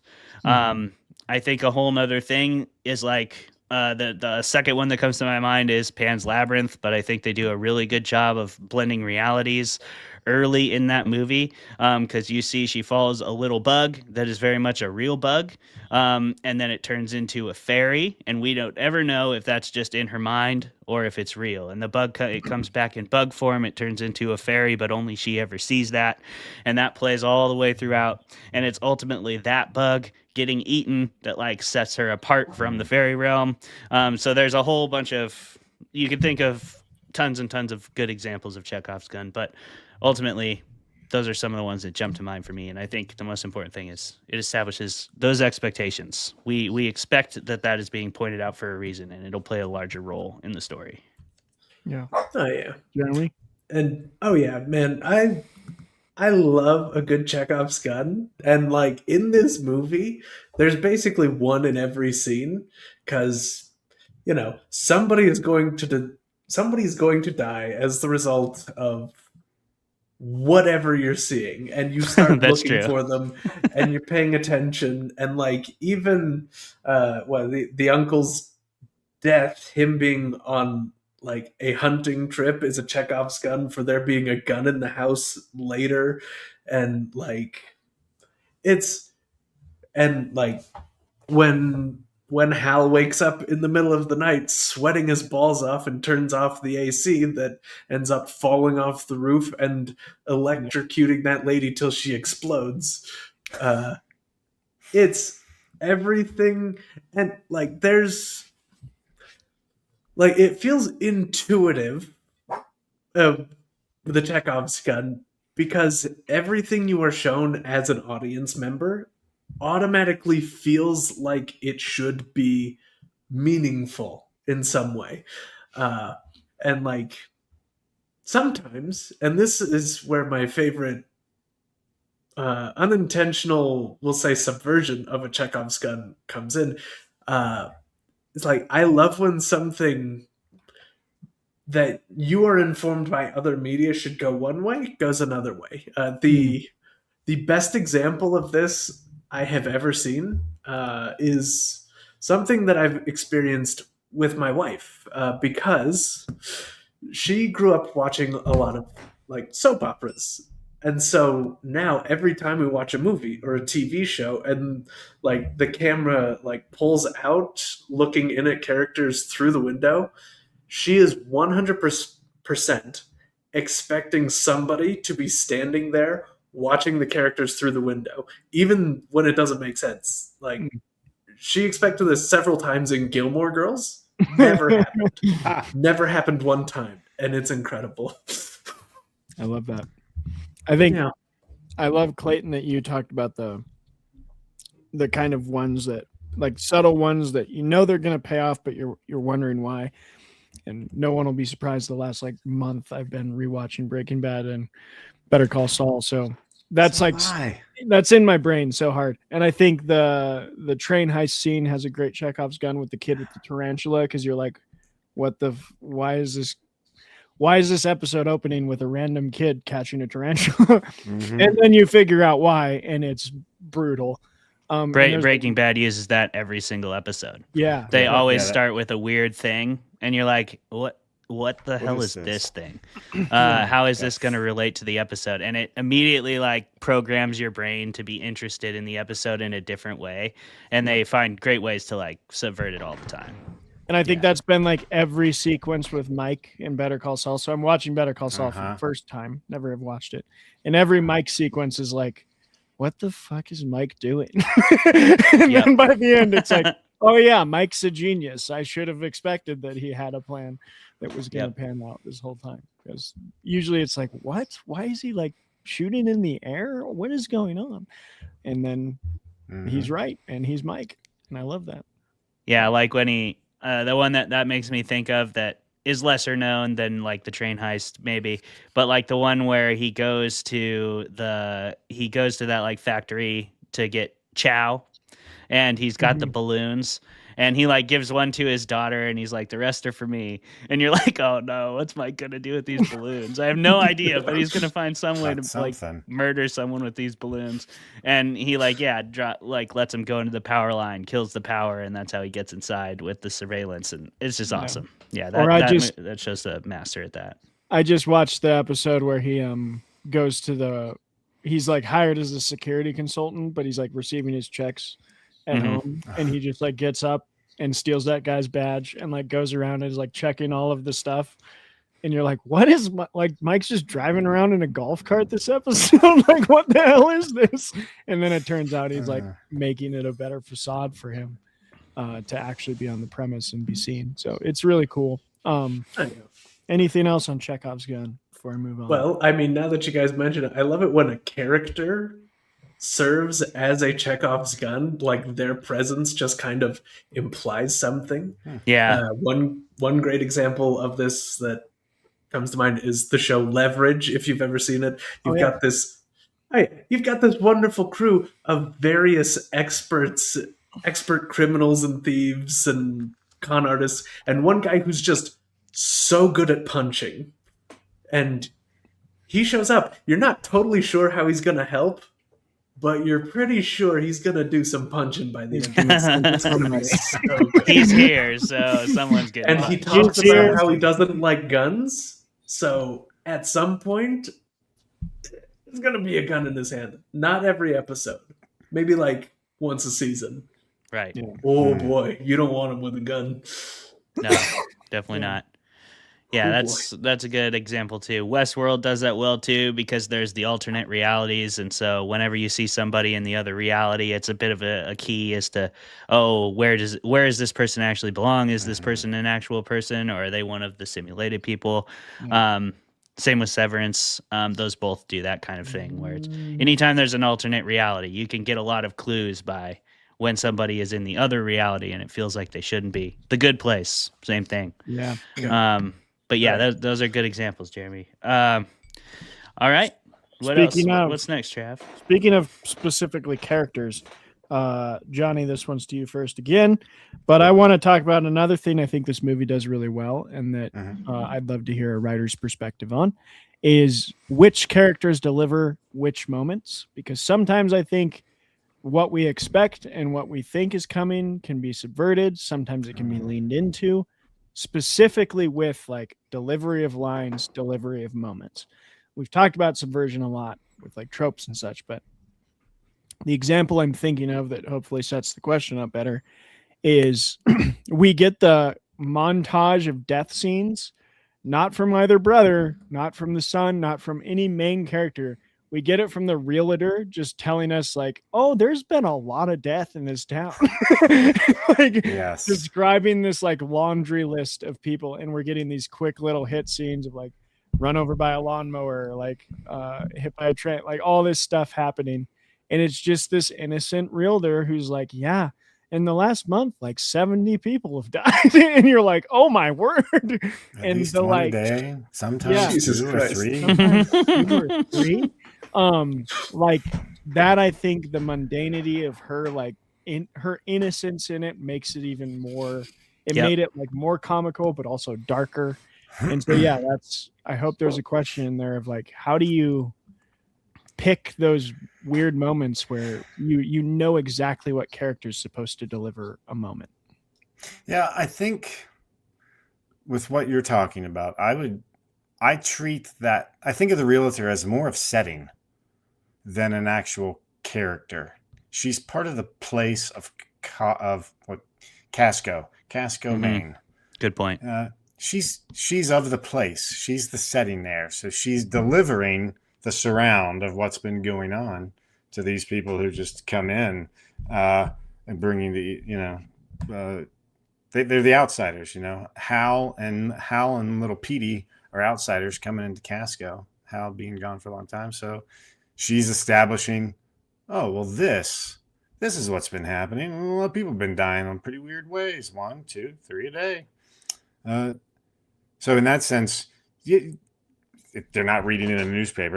It's film, so it's in the film medium. It's easy to have a person deliver that, but to show it visually. That little montage was fantastic. So the choice of how to deliver information in a visual medium like film or a television show versus a prose medium versus a stage medium, which is very different from even like a film, because you're not getting cutaway. You're not going to have cutaways and on stage to a montage of multiple deaths. Staging it, I don't know, but I think how you deliver that information is going to be determined. At least your options are going to be determined by the medium. And in prose, you could do it a lot of different ways. They could read about it, they could see it on the news, or they could hear about it in passing, or it could be just something that the dad Hal knows and he's thinking about, and is he trying to share it with his kid or not, because he's trying to protect his kid from this evil monkey.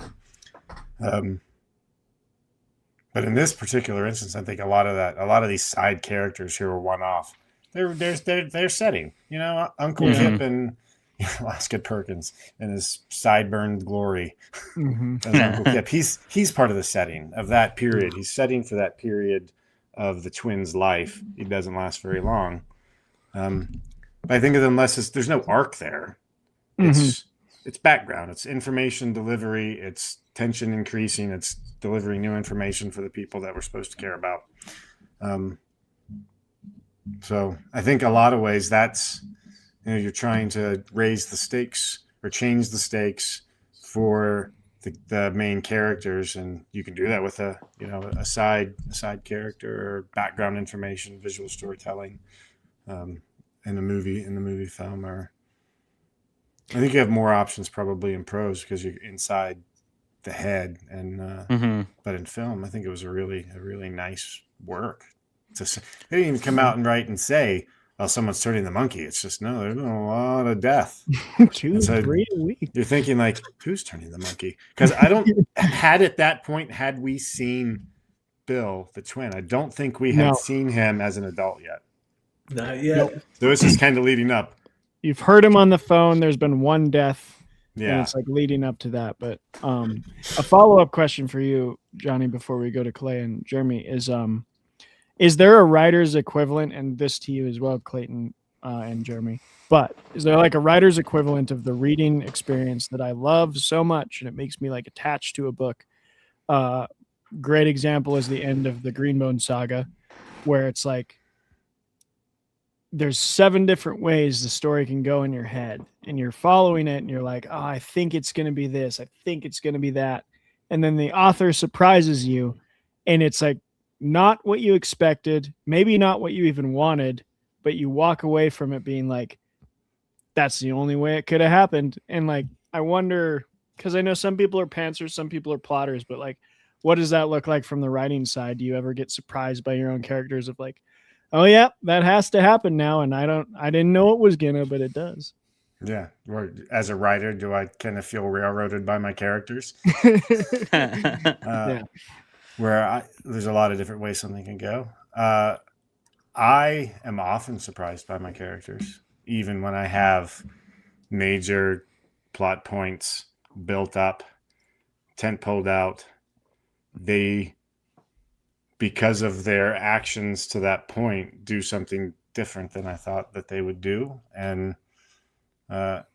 yeah, that definitely happens. That happened in my novella that is coming out. The main character and his final actions were not. When I initially scoped out the story and pitched it, I had an ending in mind that I was working towards, and then I just had to completely scrap it. And I wrote a couple of different endings, and like only one of them really worked with the character. And it was not the one. It would have been at the bottom of my choice to write it, but it was the only one that really gave a satisfying conclusion. So yeah, I think that happens all the time. When you're writing something that's longer, maybe in a short stories less, but kind of writing something longer. Yeah, I think if you're not surprised, you're probably not engaging in the creative process enough throughout the whole process. You want to be creative until the end and surprise yourself. I totally agree with that. I don't know that I've written too many. I don't know that I've written too many stories that is not the case. Where it doesn't change like pretty dramatically from the start, Are you guys still hearing me right now? Yeah. Oh yeah. Okay. But yeah, in any of my longer form stuff, especially just because that's such a more lengthy, drawn out process, like the novellas, I've changed drastic things like, in Crevasse, the very first scene or the very first prologue there is like a character dying who in the earlier drafts was a main POV character. And I just found that when I got to the end, like all those scenes would be better served if they were in somebody else's POV. So that ended up being shifted in that way. And that character stayed in the story, but in a completely different fashion. And I think to Johnny's point too, speaking back to the original question, he made a really good point about how a character can be as much a part of the setting. Sometimes they're more about the character. Sometimes they have an arc. Sometimes they don't. They don't necessarily have to. And there are different options in different media. Oh, I'm getting a message here from Johnny. Yeah, your sound cut out for Johnny, but... Oh, okay. Weird. Okay. It's there for us. You guys still hear it? Okay. Yeah, Now we can Johnny's hear back. you. I hear Jeremy. Hey. I feel Okay. so special. Do you hear me, Johnny? Yeah, I hear you both. And you hear me? You don't hear me at all right now? How weird. He Nope. seems to still not hear me. That's super Yeah, weird. it must be out of spite or something. It must be. Yeah, but it was Spike Well, broadcasting here. Hey, he's saying interesting stuff, Johnny. It's so interesting. You're gonna really want to watch this episode. All right, later. let's not rub it in. Yeah, I'm gonna come back at 1:35 and watch it. There you go. There you go. Hell yeah. Anyway, I'll just keep going for now, and then I'll try hopping off and hopping back on, see if that fixes it. So, like I was saying, Johnny brought up really good points about how characters can be used in different ways, dialogue can be used in different ways, information can be delivered in a variety of different ways. And I think the most important thing is how you want that information's delivery method to affect the audience. Like, it's a very different experience if you have the realtor telling us that these deaths are happening compared to if you see it on TV or if you see it in the newspaper or if you hear it in an interior monologue. Like, all of those things deliver it in drastically different ways. So if it's on the news, like, that tells us that a lot of people would know about it. And it tells us that, like, we're engaging with it sort of at the same level as the character, right? We're both reading the newspaper. We're both getting this news from a source that is seemingly reliable and that, like, we could kind of take it as something factual on the outset, right? Now, news is maybe not the way people see news these days, and I don't blame anybody for that. But it's I think that's the intention behind delivering it in that way. If it's on TV, it's in the newspaper. If a realtor is telling us it in a very cheery tone, that is a bizarre way to deal with it. That is going to put us into the realm of the absurd.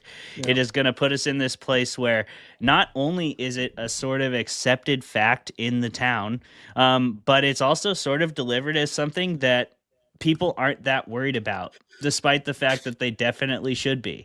And the absurdism behind that is very much a major part of Osgood Perkins' setting, of Osgood's narrative structure in this story, right? So that's a very different way of delivering that information, and it affects us. It skews us completely different direction as the viewers when it's delivered to us in that way.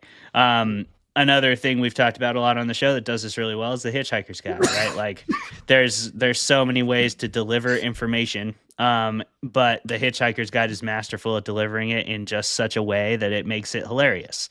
The ships floated in the sky exactly the way that bricks don't. And it's like it's the most bizarre way to say that that has ever existed, but it just makes it so funny. And it's the same information as the ships floated in the sky.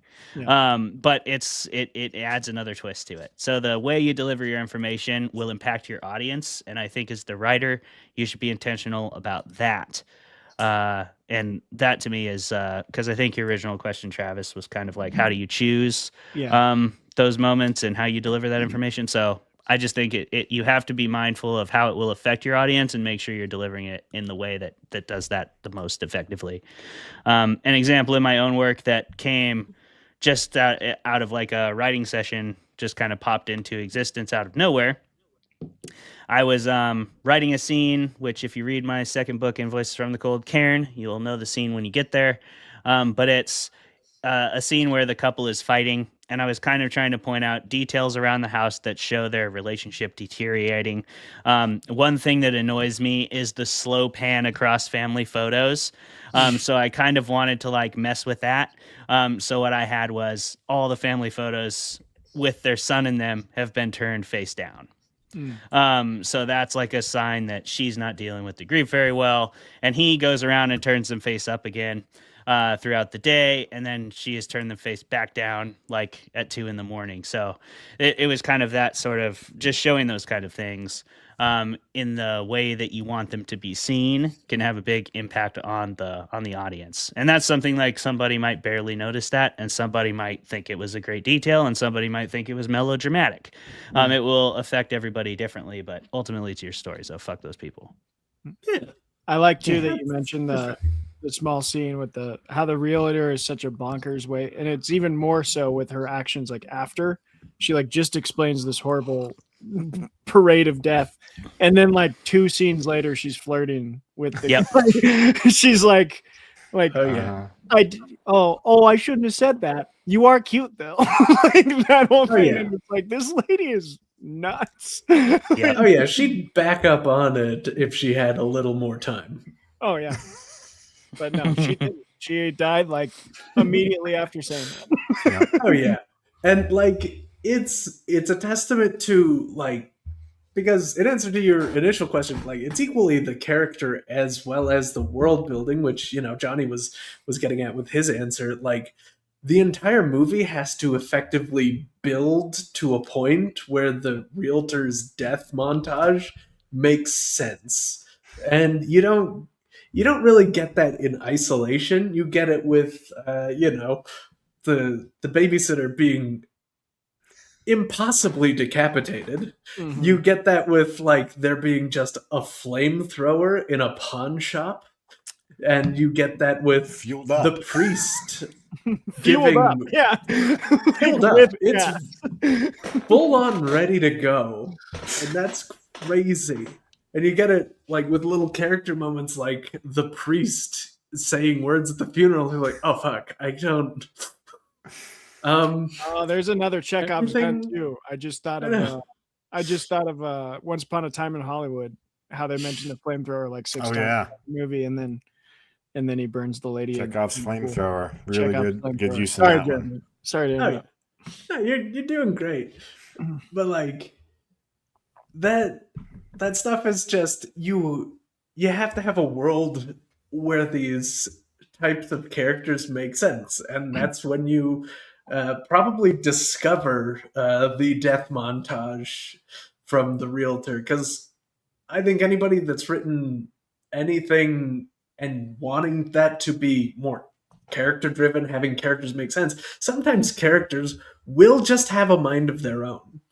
Like, I know I'm in the process of writing a kind of urban fantasy thing, but I did not realize at the outset that my main character would absolutely hate that magic is real until I started writing him, and he's just like, well, yeah, he is the wrong person. He would not do well at Hogwarts. It's just it makes sense. Like, the things that make sense for a character are always going to make sense, and if you write for the characters to make sense, sometimes unexpected things are just going to happen. Yeah. Yeah. I love it. That's what makes things interesting. Yeah. Yeah. I have so many more questions, but we are running close on time. So I'm going to jump to something we haven't done in a few episodes. Pretentious question of the week. So I love a pretentious question. Johnny, are you ready for some nose up in the air action here? Sure. Let's throw it at me. Okay. I can stick my nose high. One of the things I'm wrestling with this movie, so I'm really kind of trying to have a conversation here because I don't know what I think yet. And wrestling with another movie. One we've talked about quite a bit on the show is John Wick. I've been changing my opinion on John Wick a little because there's a level to which I don't think violence for violence sake should be celebrated as much as it has been in a lot of movies. And I always thought, like, John Wick's deep. I'm going to find the heart to it. But by the fourth movie, I was like, I think I'm kind of going to the theater just to watch John Wick shoot people. And like, that doesn't seem right to me. But there's something here about the monkey that it doesn't feel like that. And I don't know, the way I articulated it today is like, it is kind of this movie about chaos and dread and how death is and fate are like random. And it's like a warning to this, like, yeah, live your life, 'cause this could happen at any time. So I don't know, that balance of cynicism versus like gore as a sort of spectacle. Sure. Where do you personally, do you think that needs to be balanced? Do you personally think, like all of us, kind of opinion-based question, do you think it is okay to just enjoy torture porn kind of thing? And like, yeah, does the monkey do it, or is it doing something deeper? So this, I think this is a question about violence and its place in the pantheon of things we as humans need and worship. We do worship violence. We are a violent species on a violent planet that is both trying to send us to our inevitable death while we struggle to extend our life for as long as possible. Against all odds, we are going to die.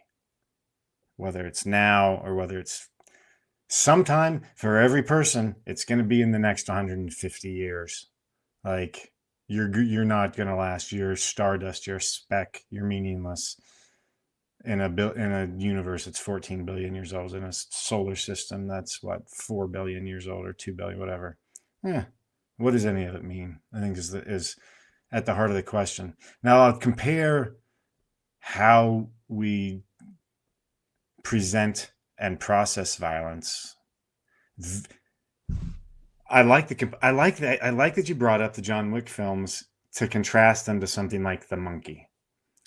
In the John Wick films, violence is a tool used by humans against other humans, and every action of violence has a purpose, rooted in vengeance or anger or whatever. Being paid. It's a world in which there are assassins in every major city who get paid enough to have a big fancy hotel in Midtown or downtown Manhattan. That's a lot of killing. I mean, that's a lot of sanctioned, paid killing. That's a whole economic system of killing. So that's very different than what we get in the monkey, which is maybe the person who cranks the key has a purpose. Maybe they just have curiosity, which is a different human thing that we have. What's going to happen? I don't know. Maybe it's just going to play a little drum song and remind us of being down by the sea. But the violence we get in the monkey is scarier than the violence we get in John Wick, I think, because we can't control it. There's not a person who might be reasoned with to put the gun down or their sword down or their knives down or their machine gun down or their tank. John Wick is a person who can be reasoned with. He's a person who is set off because a violent, angry young Russian mobster killed his dog, who was very special to him because he was given to him by his now dead wife. There's trauma there, but it's created by a human for human purposes, as opposed to the monkey, which is a very inhuman, unnatural. I don't want to say unnatural. It's not the right word. It's inhuman, though. It's outside of humanity. It's not necessarily superhuman, but it's inhuman. It's alien. It's like cosmic. It's cosmic. Yeah. It's unknowable. It's inexplicable. This thing. Why is it even taking the shape of a monkey? Is that just how it is now? What has this thing always been? It seems to always come back from our limited observation, but it comes back to kill at random, based on maybe a human curiosity, the consequence of an action we take without understanding or appreciating what the consequences might be. Or maybe we do appreciate, as Bill. He knows what it's going to do, and he just cranks it up, and it kills everybody at once. It reminded me of, I'm big into theology and stuff, but this concept that is very heavy in like the Old Testament, of like washing yourself clean once you've touched a dead body, and people are always like, "What? That's." Yeah, maybe to avoid pestilence. It's like, no, it was because death was a mystery. It was this thing they didn't understand, and it just inevitably happened to everybody. And they didn't want mysteries to like enter the realm of God. So like, not to get into that, but like, that's a cool concept that's been around, and not just in the Hebrew religion, but in like several religions where like touching something like death was like going outside of the human realm. And you're going to come back with something like a consequence on you. Yeah. And I think you're tainted. You have a taint. You have you're bringing back the unwelcome and unknowable, the taboo things that we prefer not to think about and deal with in our everyday life. Yeah. Or like the Greek stories where they have to make the journeys to Hades. There's always like a process to enter and a equally strenuous process to exit. There's a cost. There's crossing those boundaries always should have a cost. But I think that's we are violent things. We're bags of meat who have survived by killing more creatures than kill us, to give us homes and clothes and food. I think that's the nature of being alive.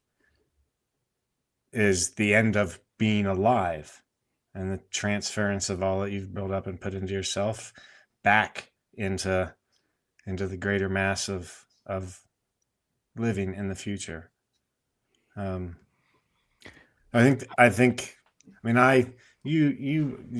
wrestle and box. I wrestled for a long time. I boxed for a while. I practice martial arts now 4 or 5 days a week. I study violence. I practice it every day almost.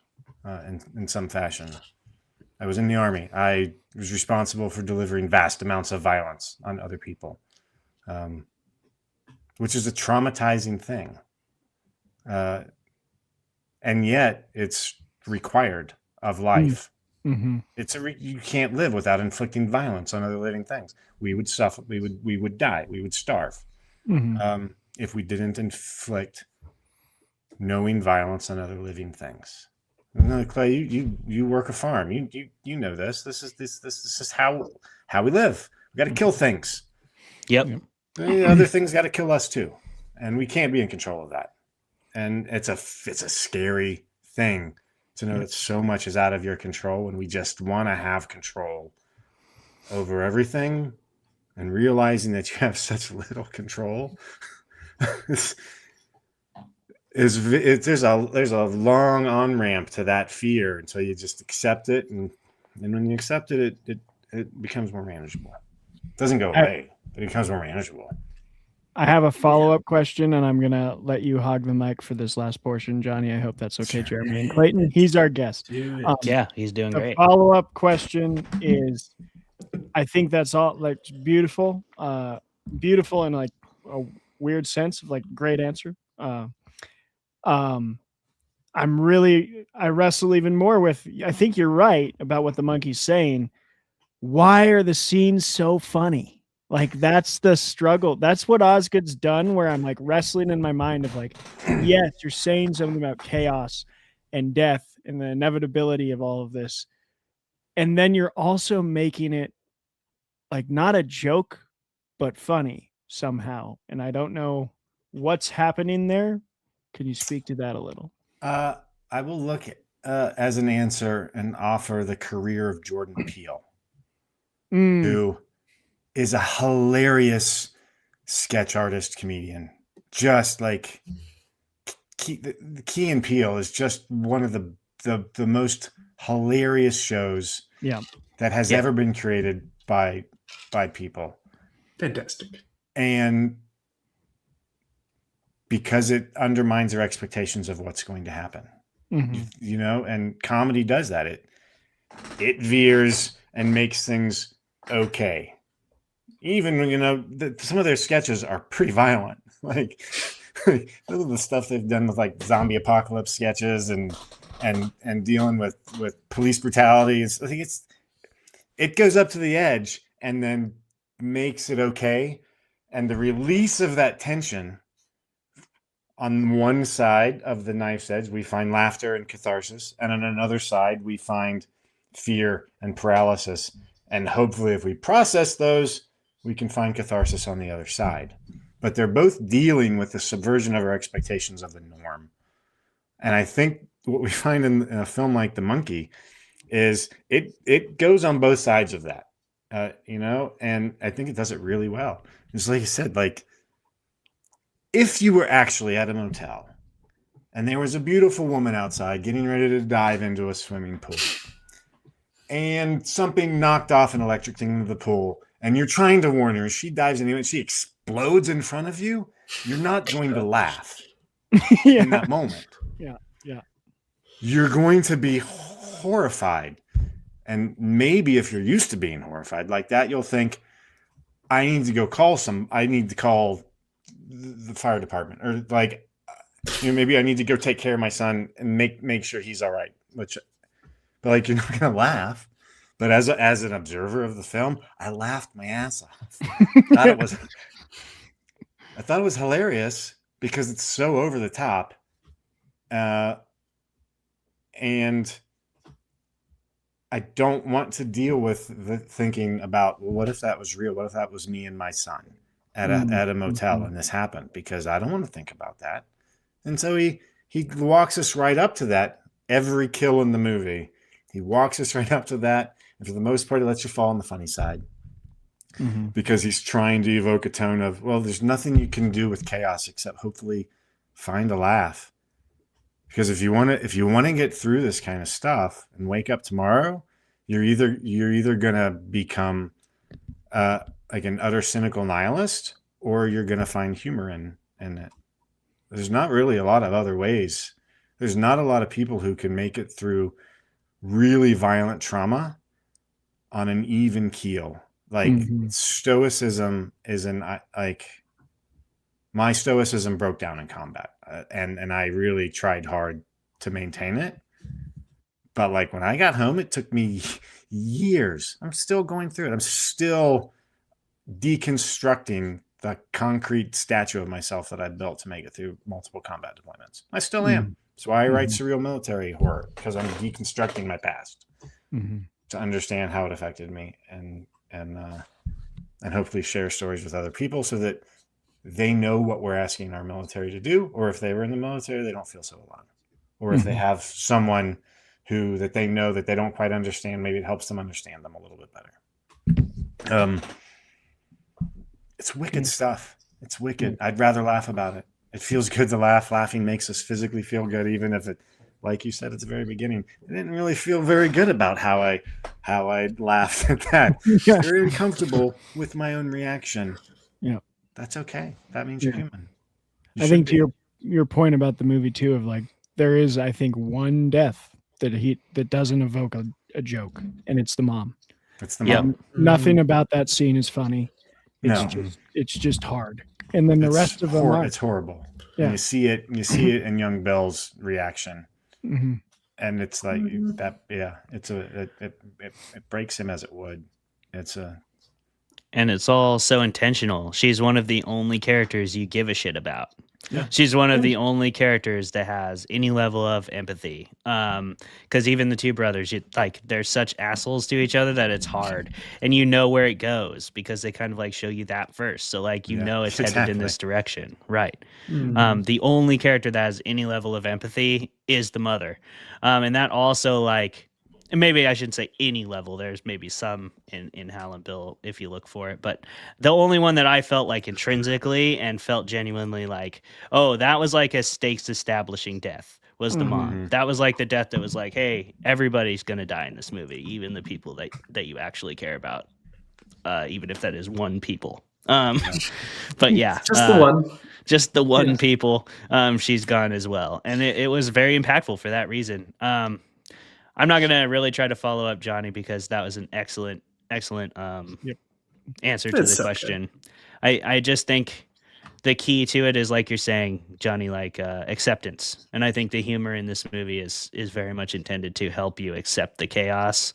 And yeah, you already illustrate it really well. So great work.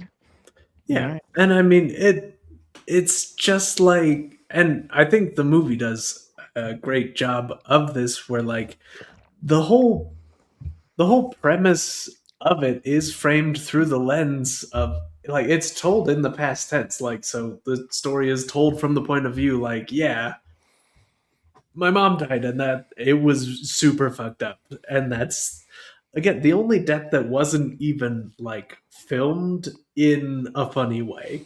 It was just like, oh god, that's just awful. But like even the babysitter thing in retrospect, which was the first death that the kids witnessed, is just played off as a joke because it absolutely is in hindsight, and it's just one of those things where like the difference between comedy and tragedy is time. Like as you get more okay with stuff, as you get more okay, or at least more used to these crazy deaths that just kind of happen out of nowhere, chaos reigns, and that's just the world we're kind of living in. You do kind of have to find a way to feel okay. Yeah. And like it also goes to the point of like the, like, say, rooting for violence in the John Wick films, because that violence is itself a form of, like, it's elevated itself to the form of art, where that is artistic violence, and anything can be pushed to that limit, and this movie does that with the gory art of over-the-top death. Yep. Another trivia question, or another trivia thing that was in IMDb was Osgood Perkins saying, "I am fully aware that most of these deaths involve much more blood than truly exists in the human body." Perfect. And yes, it does, Osgood. Speaking of that overabundance of things, we have extended ourselves to the end of our time. Johnny, thank you so much for being here tonight, my friend. It was awesome to have you. Before we let you go, we are going to rate this thing. So the Fermented Fiction rating system is you could say chaotic, you could say meaningless, you could say utterly unhelpful. We don't care what you say. We're going to keep doing it. Because you're right. You are right. You are right. Yeah. Chaos does in fact reign. And that's because the way we rate this thing is how many drinks or substances of your choice do you need to enjoy The Monkey by Osgood Perkins to the fullest extent. So that is the fullest extent being the most important denotion there. Like what would put you in the best mindset to enjoy The Monkey as much as you possibly could? And let's start with you, Travis, because I know you love this movie. Oh man, I do love this movie, and this one's hard for me because usually I come up with something clever, but I think the movie's just too clever, and I can't think of much other than like drink every time there's a death, but that'd be a lot of drinks, and you can jogging during that montage. But I'm gonna say death. Okay, here's the really hard mode. You're gonna drink on deaths, the monkey when you see the monkey. And then every time a character's whole vibe is just like, what the fuck? And that's going to happen a lot. Because most the people in this movie are like, oh, that's a strange way to put what you just said. Even the mom, who's a great character, but like the whole deep philosophical exposition on death is chaos. And then we should go dancing. That's that kind of thing. You're gonna be like, all right, you know. So grab a absolute psychopath. Grab a 24 pack of beer and see how many of those babies you get through. Beautiful, Jeremy. Yeah. Hey, hi everybody. Now, hello. As per usual, probably just pre-call the ambulance. You know, because like, look. There's no schedule the ambulance like an Uber. I'm gonna need you in 2 hours and 15 minutes. It's like you got 2 hours to get here. I'll probably be alive when you show up, kind of thing. Now look, there's no way to like gamify drinking along to this movie because like at a certain point you're probably just gonna pass out and or die. Like you drink every time there's a death, or you just. So I'd say that's just twisting the monkey on yourself. That's just twisting the monkey on yourself. What you got to do? Ride the monkey, not in a dirty way. Do that later if you feel like. But just ride it. So every time the monkey starts playing a song, you just waterfall something, you know, for the whole song, or whenever he's beating the drum. Ooh. I know he. Ooh. Yeah, just absolutely go bananas, and obviously a shot for when Elijah Wood shows up and he's like, "I've taken your power. I've taken your power. Like, let's arm wrestle right now." Like, what, bro? Why? And so yeah.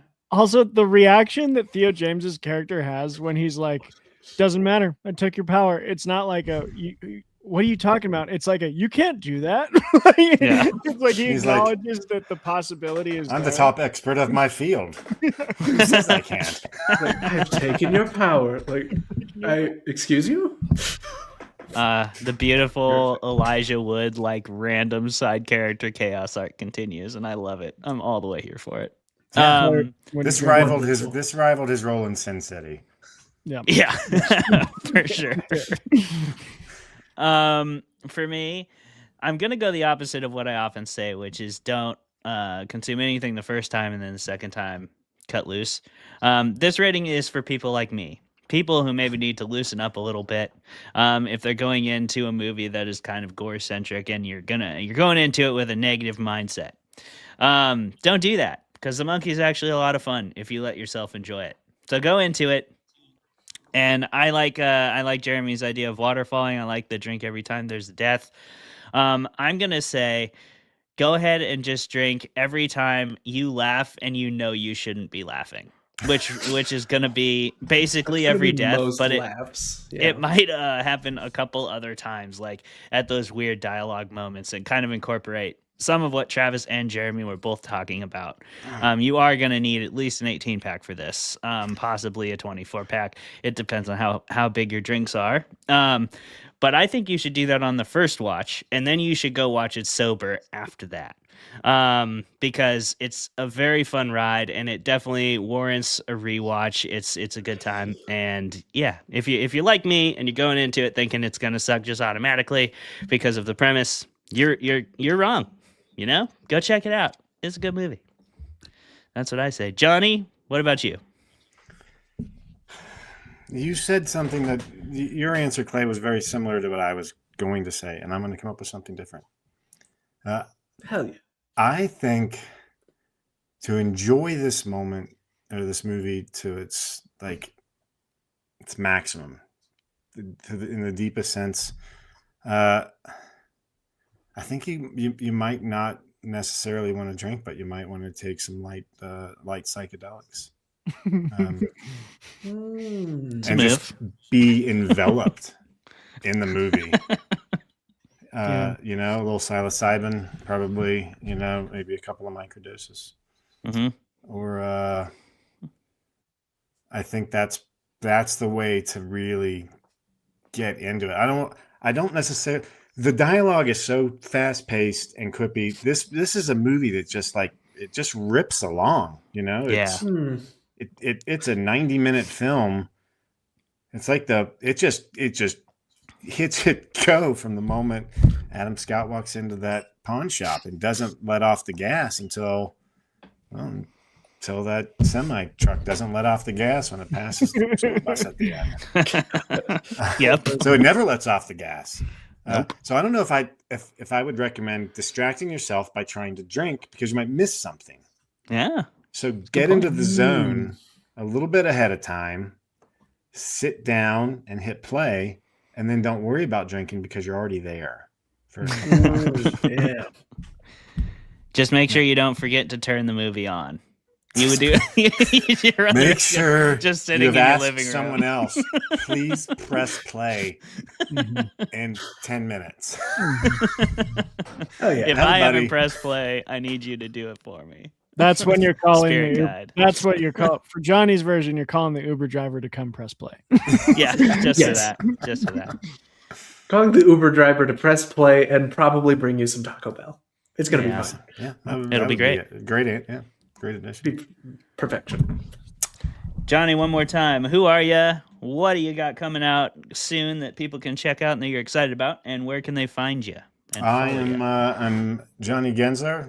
You can find my work on my website, jonathangensler.com, here on Substack.